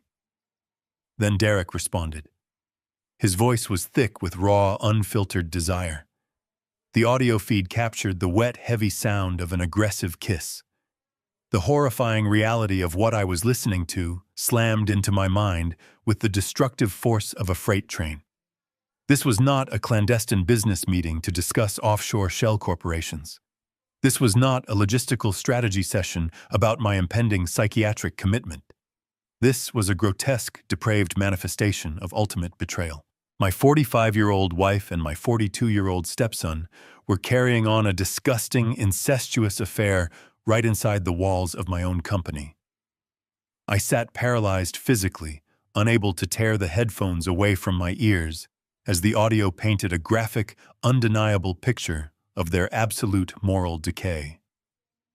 I heard them moving across the room, knocking what sounded like a heavy crystal decanter off the corner of the executive desk. They were completely uninhibited, laughing softly as they discarded their clothing. The sounds of their intimacy echoed through the pristine audio feed, mingling with their hushed, mocking conversations. Between heavy breaths, Cynthia whispered about how incredibly gullible I was, how pathetic it was watching me tremble in my chair while she handed me my nightly poison. Derek laughed, a cruel, guttural sound that made my skin crawl. He told her how much he loved watching her play the devoted wife, praising her for being such a brilliant, ruthless actress. The betrayal ripped through me, severing every remaining tether of humanity I possessed. The financial theft, the corporate coup, even the systematic chemical poisoning paled in comparison to the sheer repulsive sickness of this specific revelation. They were not just stealing my money. They were making an absolute, utter mockery of my life, my home, and my marriage. They were defiling the very concept of our family. A sudden, violent wave of nausea surged violently from the pit of my stomach. I ripped the headphones off my ears, the plastic cracking against the edge of the glass table as I threw them down. I scrambled out of my chair, my vision swimming with dark, blinding spots. I barely made it to the sterile hotel bathroom before I collapsed onto the cold tile floor, violently emptying my stomach into the porcelain bowl. I stayed there for a long time, my chest heaving, my throat burning with stomach acid and unspeakable disgust. The cold tile offered no comfort. The horrifying sounds of their laughter continued to loop relentlessly inside my head. The ultimate depths of their depravity were completely incomprehensible. I had welcomed Derek into my home. I had paid for his education. I had handed him the keys to a billion-dollar empire. I had loved Cynthia with an absolute, unconditional devotion. I had trusted her with my health, my secrets, and my life. And they had repaid that devotion by poisoning my body and turning my marriage bed into a sick, twisted joke. I slowly pushed myself up from the floor, my muscles aching with a profound, exhausted tension. I turned on the brass faucet and splashed freezing cold water over my face, scrubbing at my skin until it was raw and red. I grabbed a rough white towel and dried my face, lifting my gaze to meet my own reflection in the mirror. The man looking back at me was completely transformed. The shocked, grieving husband was dead, buried under a mountain of undeniable audio evidence and toxicological reports. The loving father who had desperately wanted to believe in the goodness of his family was gone forever. Only the absolute ruthless predator remained. I walked back out of the bathroom, my steps slow but heavy with purpose. The sterile hotel room felt different now. It was no longer a cage. It was a war room. I sat back down at the glass dining table, staring at the plastic headphones resting exactly where I had thrown them. The initial shock of their grotesque physical affair had burned away the last remnants of my naive compassion. I picked up the headphones, placing them over my ears with deliberate precision. I reached for the laptop trackpad and hit play, bracing myself for the rest of their conversation. The audio resumed. Their breathless laughter slowly subsided, giving way to the clinking of crystal glasses and the pouring of expensive scotch. Derek cleared his throat, his voice returning to that arrogant, professional cadence he used in board meetings. He began detailing his ultimate financial strategy, and the sheer scale of his treason was staggering. He was not merely siphoning operating capital into Delaware shell companies to slowly drain Caldwell Development. He was engineering a complete catastrophic detonation of my entire corporate legacy. Derek was actively negotiating a hostile backroom takeover with Sterling Horizon Group, my oldest and most aggressive corporate rival. For 40 years, I had fought Sterling tooth and nail for every major commercial zoning contract in the Chicago metropolitan area. Now my own stepson was handing them the keys to the castle. Derek was arranging to sell my entire commercial real estate portfolio to Sterling for literal pennies on the dollar. He was intentionally tanking the company valuation to facilitate a rapid, undeniable liquidation of the assets. In exchange for essentially gifting my empire to my worst enemy, Derek was receiving an astronomical, untraceable kickback. I listened as he smugly recited the routing numbers for a series of offshore accounts located in the Cayman Islands and Cyprus. Sterling Horizon Group was quietly wiring him precisely $20 million in untaxed invisible funds as a reward for his corporate espionage. Derek boasted to Cynthia about how easy it was to manipulate the board of directors.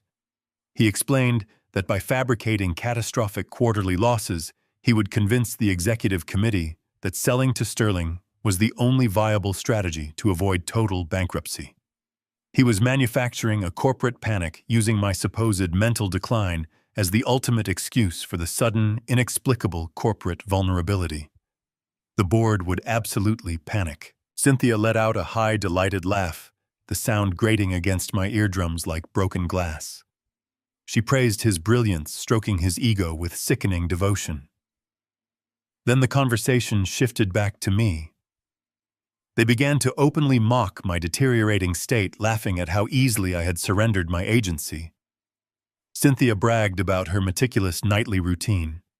She described with chilling enthusiasm exactly how she crushed the heavy sedatives using a marble mortar and pestle before dissolving the powder into a splash of warm water. She explained how she would then blend the toxic mixture into my fresh orange juice, marveling at how the citrus pulp perfectly masked the bitter chemical taste. She called me a pathetic, trusting old fool. She said it was almost too easy. She proudly recounted the moment I dropped my pen during the legal mediation earlier that week. She described the profound satisfaction she felt watching my hands tremble, knowing she was the architect of my physical destruction. Derek joined in the cruel laughter, remarking on how easily I had bought into the narrative of my own insanity. They were practically giddy with their success. They had weaponized my love, my trust, and my age against me, turning my gradual decay into an inside joke. The level of sociopathy required to poison a man while smiling in his face was incomprehensible, yet I was listening to it unfold in high-definition audio. My hands clenched into tight fists on the table, my knuckles turning white, but my breathing remained controlled. Then Derek laid out the final timeline. The Delaware transfers were nearly complete, and the Sterling Horizon buyout was scheduled to close within the week. But to finalize the ultimate transfer of assets, they needed my absolute irrevocable incapacitation. Derek explained that the temporary conservatorship was not enough.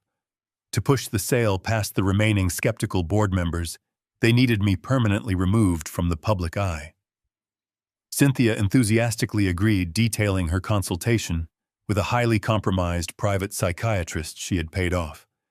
They had arranged for a specialized transport team to arrive at my hotel early next Monday morning. The plan was terrifyingly simple. They would have me forcefully committed to a locked, high-security state psychiatric facility before I could speak. Cynthia explained that this specific facility was notorious for its heavily sedated population and absolute restriction on outside communication. Once I was locked behind those reinforced doors, I would be legally classified as a severe danger to myself. I would not be allowed a phone, a lawyer, or a single visitor without her explicit written consent. Derek added that the medical staff at the facility had already been briefed on my violent outbursts and severe dementia. Any protest I made, any accusation of poisoning or embezzlement, would simply be documented as a tragic textbook symptom of my paranoid delirium. I would scream the absolute truth into the void, and my captors would just increase my medication until my mind finally snapped. I would simply cease to exist. With me permanently buried in a locked ward, Derek would have the absolute legal authority to sign over the final property deeds to Sterling Horizon Group. Once the ink dried and the offshore kickbacks cleared the international banking monitors, their ultimate escape would begin. Derek outlined their flight path. They were not planning to stay in Chicago to enjoy their stolen wealth. They knew Mitchell Reed or some other loyalist might eventually connect the dots. Instead, they had already purchased secondary passports. They were fleeing the country next Friday, escaping to a luxury villa they had secretly acquired in a remote, lawless foreign territory in South America. They would vanish like ghosts, living out their days in absolute luxury, while I rotted alone in a cold, sterile room. The audio file ended with the sound of them clinking their crystal glasses together, toasting to their brilliant future. The recording cut out, leaving a heavy static silence ringing in my ears. I slowly reached up and removed the headphones, setting them down on the glass table. I did not move for a long time. I sat in the dim light of the hotel suite, absorbing the sheer, unfathomable magnitude of their plot. They had built a perfect, inescapable maze designed to strip me of my wealth, my freedom, and my sanity. They had viewed me not as a loving husband or a devoted father, but as a temporary obstacle to be dismantled and permanently discarded. The betrayal was so absolute, so fundamentally evil, that it completely severed any lingering emotional attachment I had left for either of them.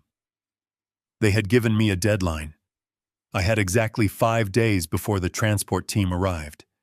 5 days to systematically burn their entire world to the ground. I stared at the glowing screen of my laptop.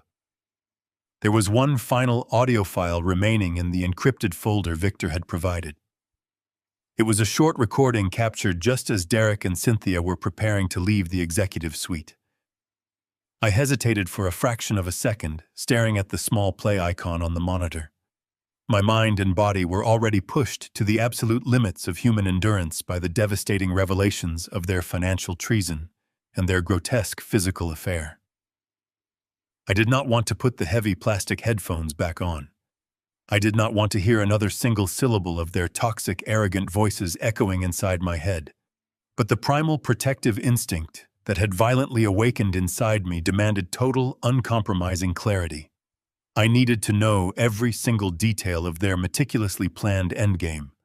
I desperately needed to know if they had discussed the one thing in my life that mattered more than my commercial real estate empire, my wealth, or my freedom. I picked up the headphones, slid them slowly over my ears, and pressed the play button for the very last time. The audio immediately hissed with the ambient late-night noise of the dark office. I heard the distinct familiar sound of Derek sliding his arms into his tailored suit jacket, preparing to depart. "Are we entirely sure we have covered every single loose end?" Derek asked, his voice echoing slightly in the empty room. "The corporate accounts are draining perfectly on schedule. The Sterling Horizon buyout is completely locked in. The psychiatric transport team is confirmed for early Monday morning. Is there absolutely anything else we are forgetting to handle before we leave for the private airport on Friday?" A brief chilling silence followed his question. Then Cynthia spoke. Her voice lacked the breathy, seductive tone she had used just moments earlier. It was flat, deeply annoyed, and terribly cold. "We need to figure out exactly what we are going to do with Lily," she said. Hearing my 10-year-old daughter's beautiful name spoken by that treacherous woman sent a violent physical shockwave through my entire nervous system. Derek sighed heavily into the microphone, sounding exactly as if they were merely discussing a minor logistical annoyance, like a delayed construction shipment or a misfiled corporate tax return. "Right," he muttered dismissively. "The kid. We cannot exactly leave her alone in the massive estate once the old man is permanently hauled off to the locked psychiatric ward. The state government will immediately step in and assign a nosy caseworker. They will start asking uncomfortable questions we do not want to answer while the wire transfers are still clearing the international monitors." Cynthia let out a sharp, derisive scoff that made the blood run cold in my veins. "Do not worry about the brat," she said, her tone dripping with unadulterated venom. "I have already made all the necessary arrangements. The exact moment the old man is safely locked away and legally declared incompetent by the court, I am instantly executing my legal authority as her custodial stepmother. I have already enrolled her in a highly obscure, remote disciplinary boarding school located just outside of Geneva. The isolated facility specializes exclusively in troubled children with severe behavioral issues. It is essentially a high-altitude juvenile prison with incredibly strict ironclad communication blackouts. I am putting her on a direct, unescorted commercial flight to Switzerland on Tuesday morning." "And what if she puts up a massive fight?" Derek asked, sounding slightly concerned. "What if she starts screaming and telling the boarding school medical staff that we intentionally poisoned her father?" Cynthia laughed, a cruel, soulless, wicked sound that echoed loudly in the quiet office. "Let her talk," she sneered. "She is just a grieving, deeply traumatized child who supposedly just watched her father lose his mind to aggressive dementia. Absolutely no one will believe a single desperate word she says. They will just heavily sedate her and lock her in a dark dormitory. And honestly, Derek, if the Swiss boarding school somehow refuses to keep her, or if the international travel logistics become too complicated, before our outbound flight on Friday, I will simply sign over my guardianship rights directly to the state foster system. I do not care what happens to her. I am completely done playing the loving mother to his pathetic little spawn." The audio file ended abruptly with the sharp click of the executive suite light switch being turned off, followed instantly by the heavy echoing thud of the solid mahogany door slamming firmly shut. I sat perfectly frozen in the dim light of my hotel room. The silence that filled the beige suite was no longer empty or hollow. It was thick, heavy, and deeply suffocating me with the sheer, unfathomable magnitude of their cruelty. They were not just going to steal the entirety of my life's work. They were not just going to lock me in a sterile psychiatric ward to rot in isolation until my failing heart finally stopped beating. They were going to casually throw my little girl away like a piece of discarded, worthless garbage. They were going to permanently banish a brilliant, innocent, loving 10-year-old child to a disciplinary prison across the ocean, or intentionally abandon her to the brutal mercy of the overcrowded state foster care system. My breathing slowly regulated, settling into a deep, rhythmic, terrifying cadence. The violent nausea and the dizzying shock that had overwhelmed me earlier were entirely gone. In their place, a terrifying, absolute calm washed completely over my recovering mind. Every lingering shred of mercy, every microscopic drop of pity or hesitation I might have harbored for the treacherous woman I once called my wife, or the greedy boy I had raised as my own son, instantly and permanently evaporated into the cold air. They had willingly crossed a moral boundary that could never under any circumstances be uncrossed. My sweet Lily had risked her own physical safety to quietly slip that desperate warning note into my coat pocket. She had clearly seen the true faces of the monsters hiding in the shadows of our beautiful home, and she had bravely tried to save my life. Now it was my absolute, undeniable duty to save hers. I reached across the table and grabbed the cheap, disposable cellular phone resting on the glass surface. I firmly decided I did not need to wait 5 agonizing days. I did not need to cower in this depressing hotel room for another single second. The elaborate legal trap was already perfectly constructed, fully baited, and heavily armed with federal banking monitors. I aggressively dialed Mitchell Reed's restricted burner number. He answered the call on the second ring, his gruff, experienced voice sounding perfectly steady in the darkness of the late night. "Mitchell," I said, my voice resonating with a lethal, unwavering, freezing certainty that I had not possessed in over 6 months. "We are changing the plan and moving the entire timeline forward. The agonizing waiting period is officially over right now. I need you to initiate the banking alerts immediately. Spring the absolute trap." Mitchell did not ask a single question. He simply confirmed the new directives and disconnected the line.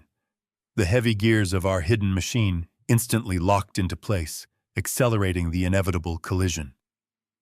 The very next morning, the sterile beige walls of my hotel room were replaced by the imposing polished oak panels of the county courthouse.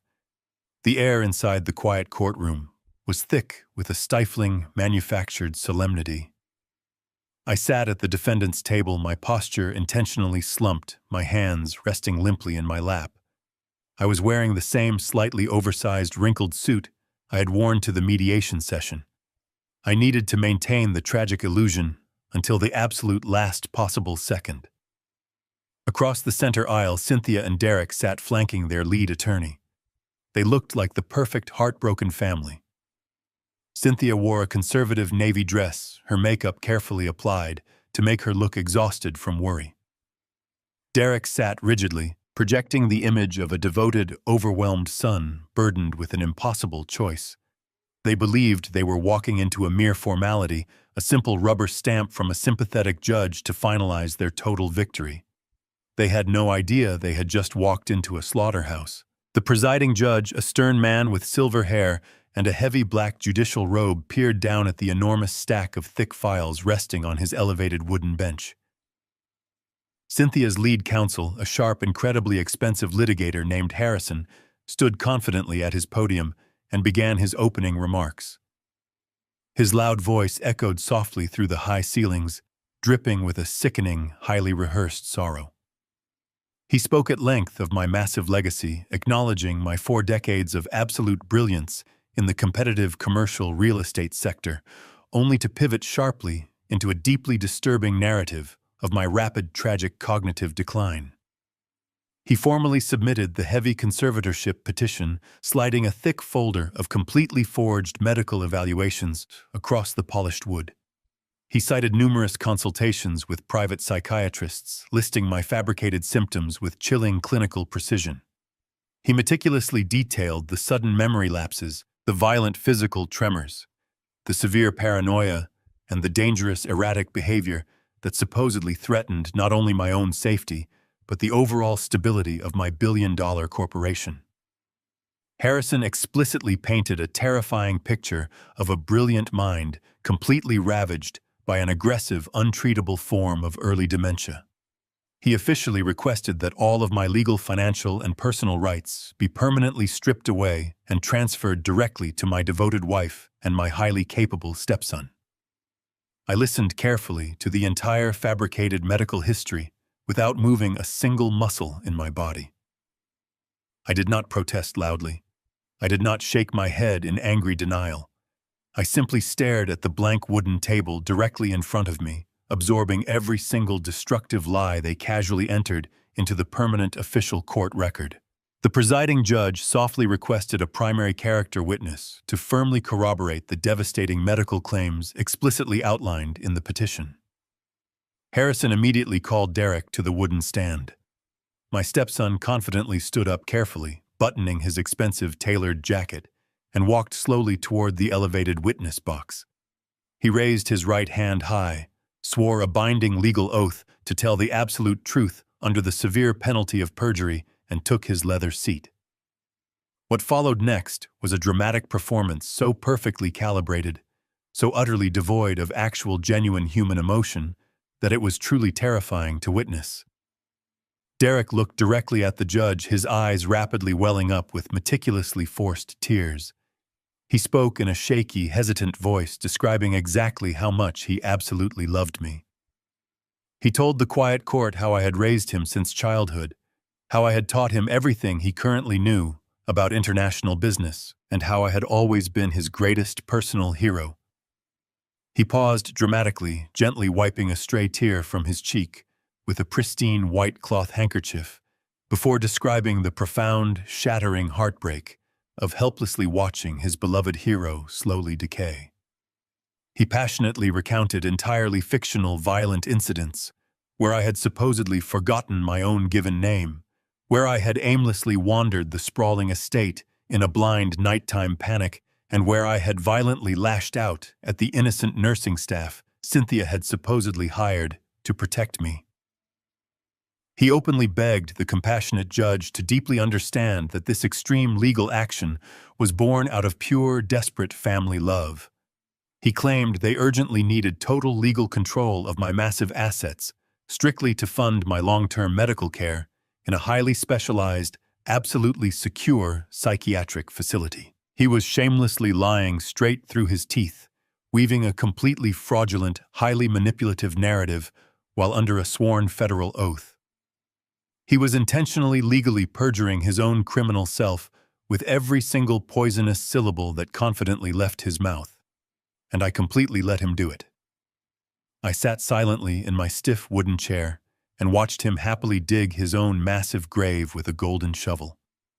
I knew the crystal-clear audio recordings of him and Cynthia, actively laughing about poisoning my nightly orange juice, were resting securely inside Mitchell Reed's battered leather briefcase positioned just a few short feet behind me in the crowded gallery.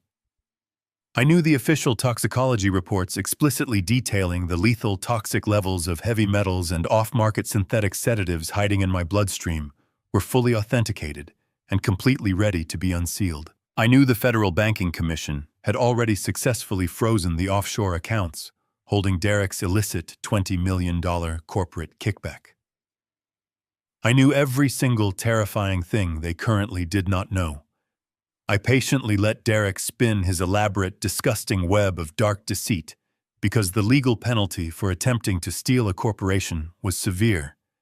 But the ultimate penalty for organized embezzlement, attempted homicide, and felony perjury was absolute, total, inescapable ruin.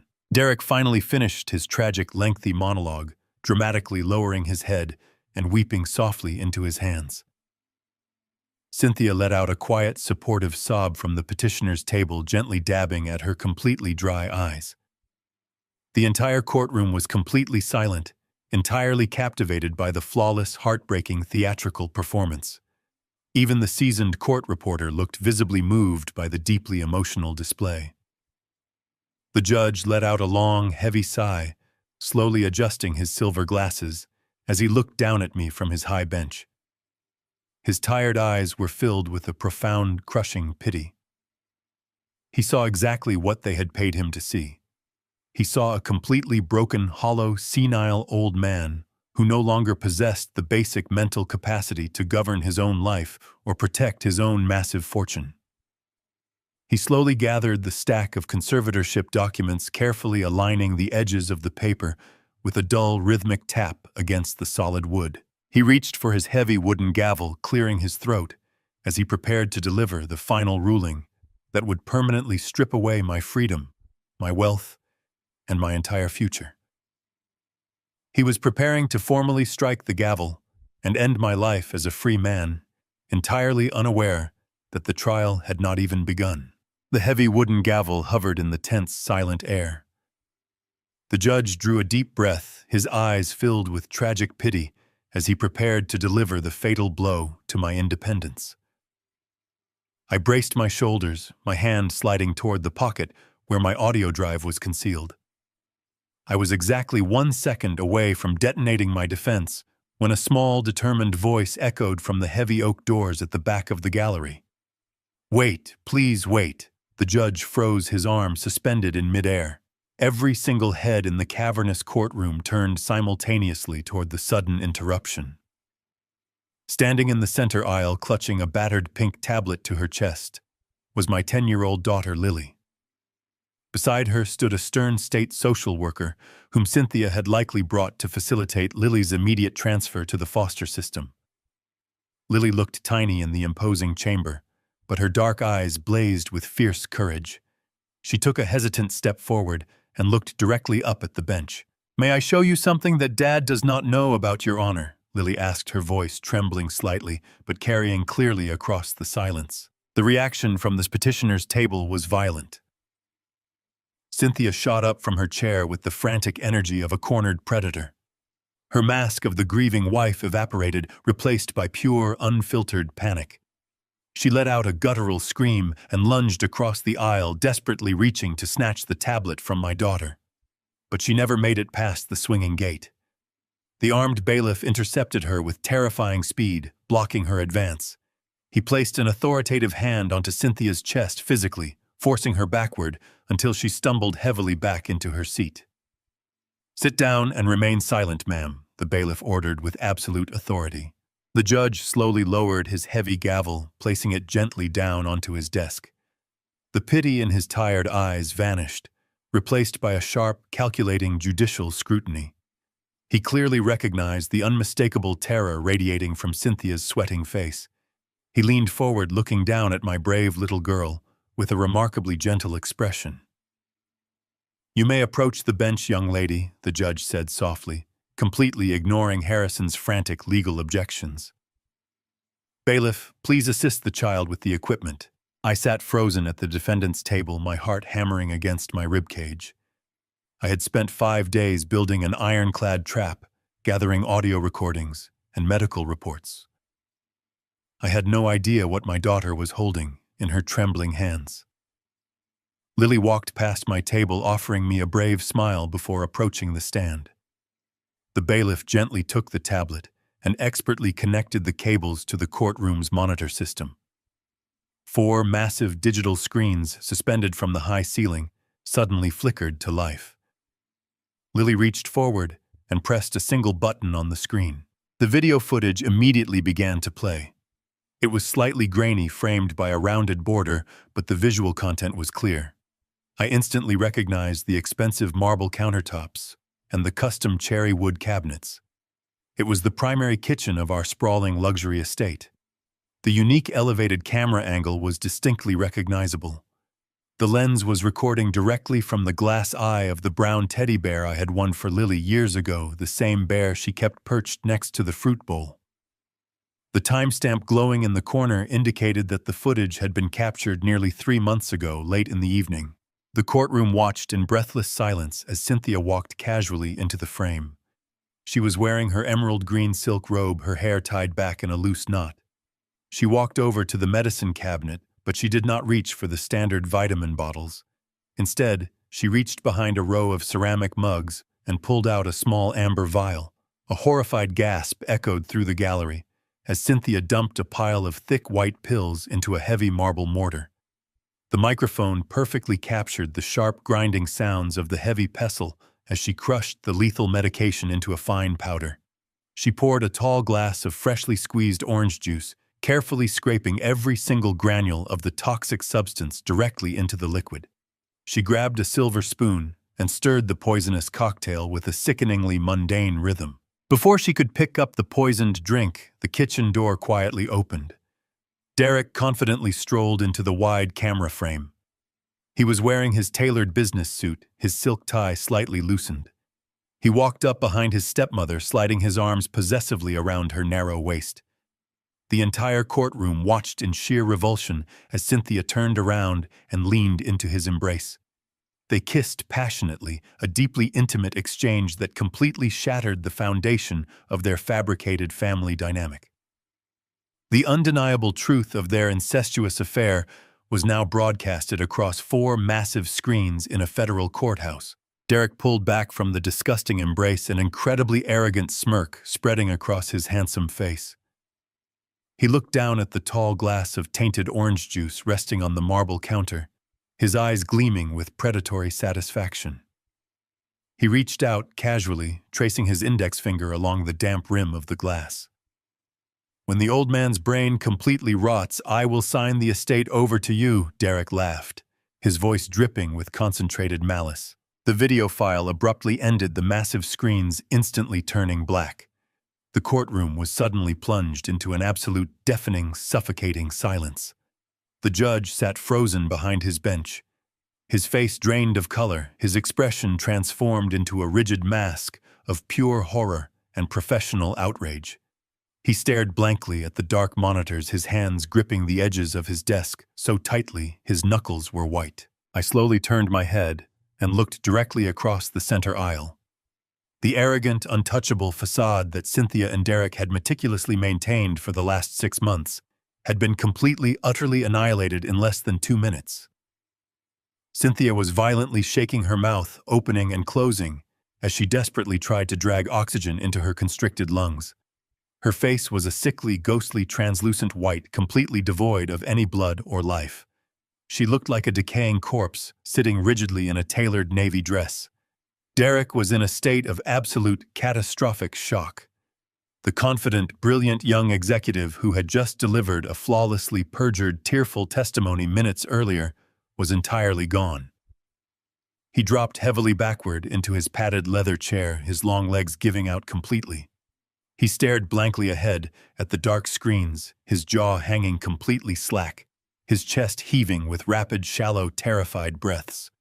His expensive corporate lawyer, Harrison, physically recoiled from his own clients, taking a very large, deliberate step away from the petitioner's table, as if he had suddenly realized he was standing far too close to a highly contagious disease. The ultimate trap had finally been fully sprung, not by my highly paid private investigators or my elite corporate attorneys, but by the brilliant, unbroken spirit of a brave 10-year-old girl who simply refused to let her father be destroyed in the dark. The silence in the courtroom broke into utter, uncontrollable chaos. The heavy, suffocating tension that had gripped the room instantly shattered as the massive digital screens faded to black. I stood up slowly from the solid oak defense table. My hands were not trembling. My posture was perfectly straight, my shoulders squared with reclaimed strength. My eyes locked directly onto Derek and Cynthia with the cold, lethal precision of a man who had just decisively won a brutal war. I turned slightly and offered a firm, barely perceptible nod to my lead attorney, Mitchell Reed. Mitchell stepped forward smoothly, opening his battered leather briefcase.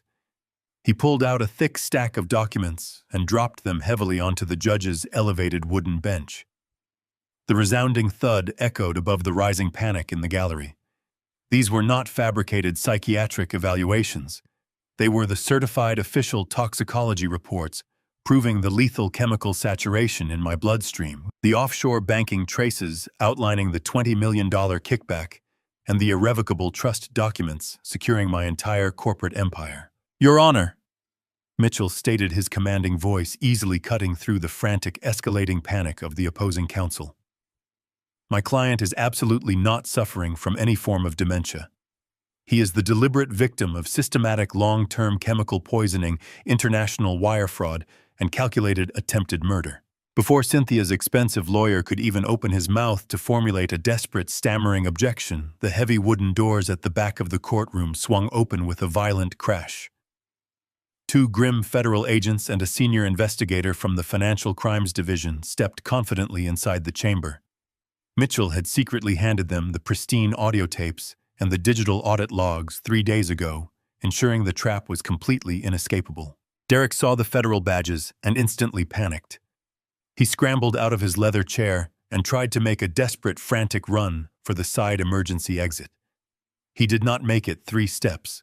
The armed bailiff lunged forward, tackling my stepson to the polished marble floor with a heavy, sickening thud. Cynthia collapsed backward into her chair, her sophisticated facade completely disintegrating. She started screaming, her voice cracking, as she begged me to tell them it was all a terrible misunderstanding.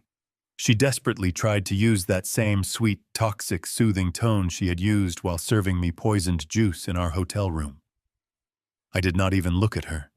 I simply stood my ground, my face carved from stone, watching the absolute destruction of her pathetic lies. The presiding judge slammed his gavel down, immediately restoring order. He sternly revoked all of Cynthia's temporary rights on the spot, granted me full and sole protective custody of Lily, and furiously signed the federal arrest warrants without a single moment of hesitation. I stood in cold silence and watched as the heavy steel handcuffs clicked sharply around Cynthia's trembling wrists. I watched as Derek, the arrogant boy I had personally mentored and foolishly trusted with my life's legacy, was physically dragged out of the courtroom in absolute humiliated tears.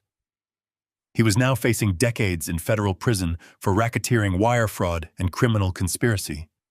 They genuinely thought they were burying a clueless, pathetic old man. Instead, they had eagerly dug their own inescapable graves. With the federal agents clearing the room of the treacherous monsters, I slowly walked over to the wooden witness box and kneeled down on the floor. I opened my arms and pulled my brilliant little girl into a tight, desperate hug, burying my face in her shoulder as she cried tears of profound relief. The suffocating darkness that plagued my mind was finally lifted, replaced by the bright light of unvarnished truth. I had lost a treacherous wife and a dangerous stepson to their greed, but I saved my life, secured my empire, and protected the only family that truly mattered. Betrayal rarely comes from your enemies. It wears the face of those you feed and protect. When you spend your life building an empire and providing for your family, never let your generosity blind your instincts. Trust is a beautiful thing, but blind trust is a dangerous liability. Always keep a firm hand on the steering wheel of your own life, your finances, and your health. The moment someone tries to isolate you for your own good, that is the moment you must fight back the hardest. Protect your legacy, but most importantly, protect the innocent who depend on you. If this story kept you on the edge of your seat, hit the like button and subscribe right now. Have you ever caught someone plotting behind your back? Tell me exactly how you handled the betrayal in the comments below. I will see you in the very next story video.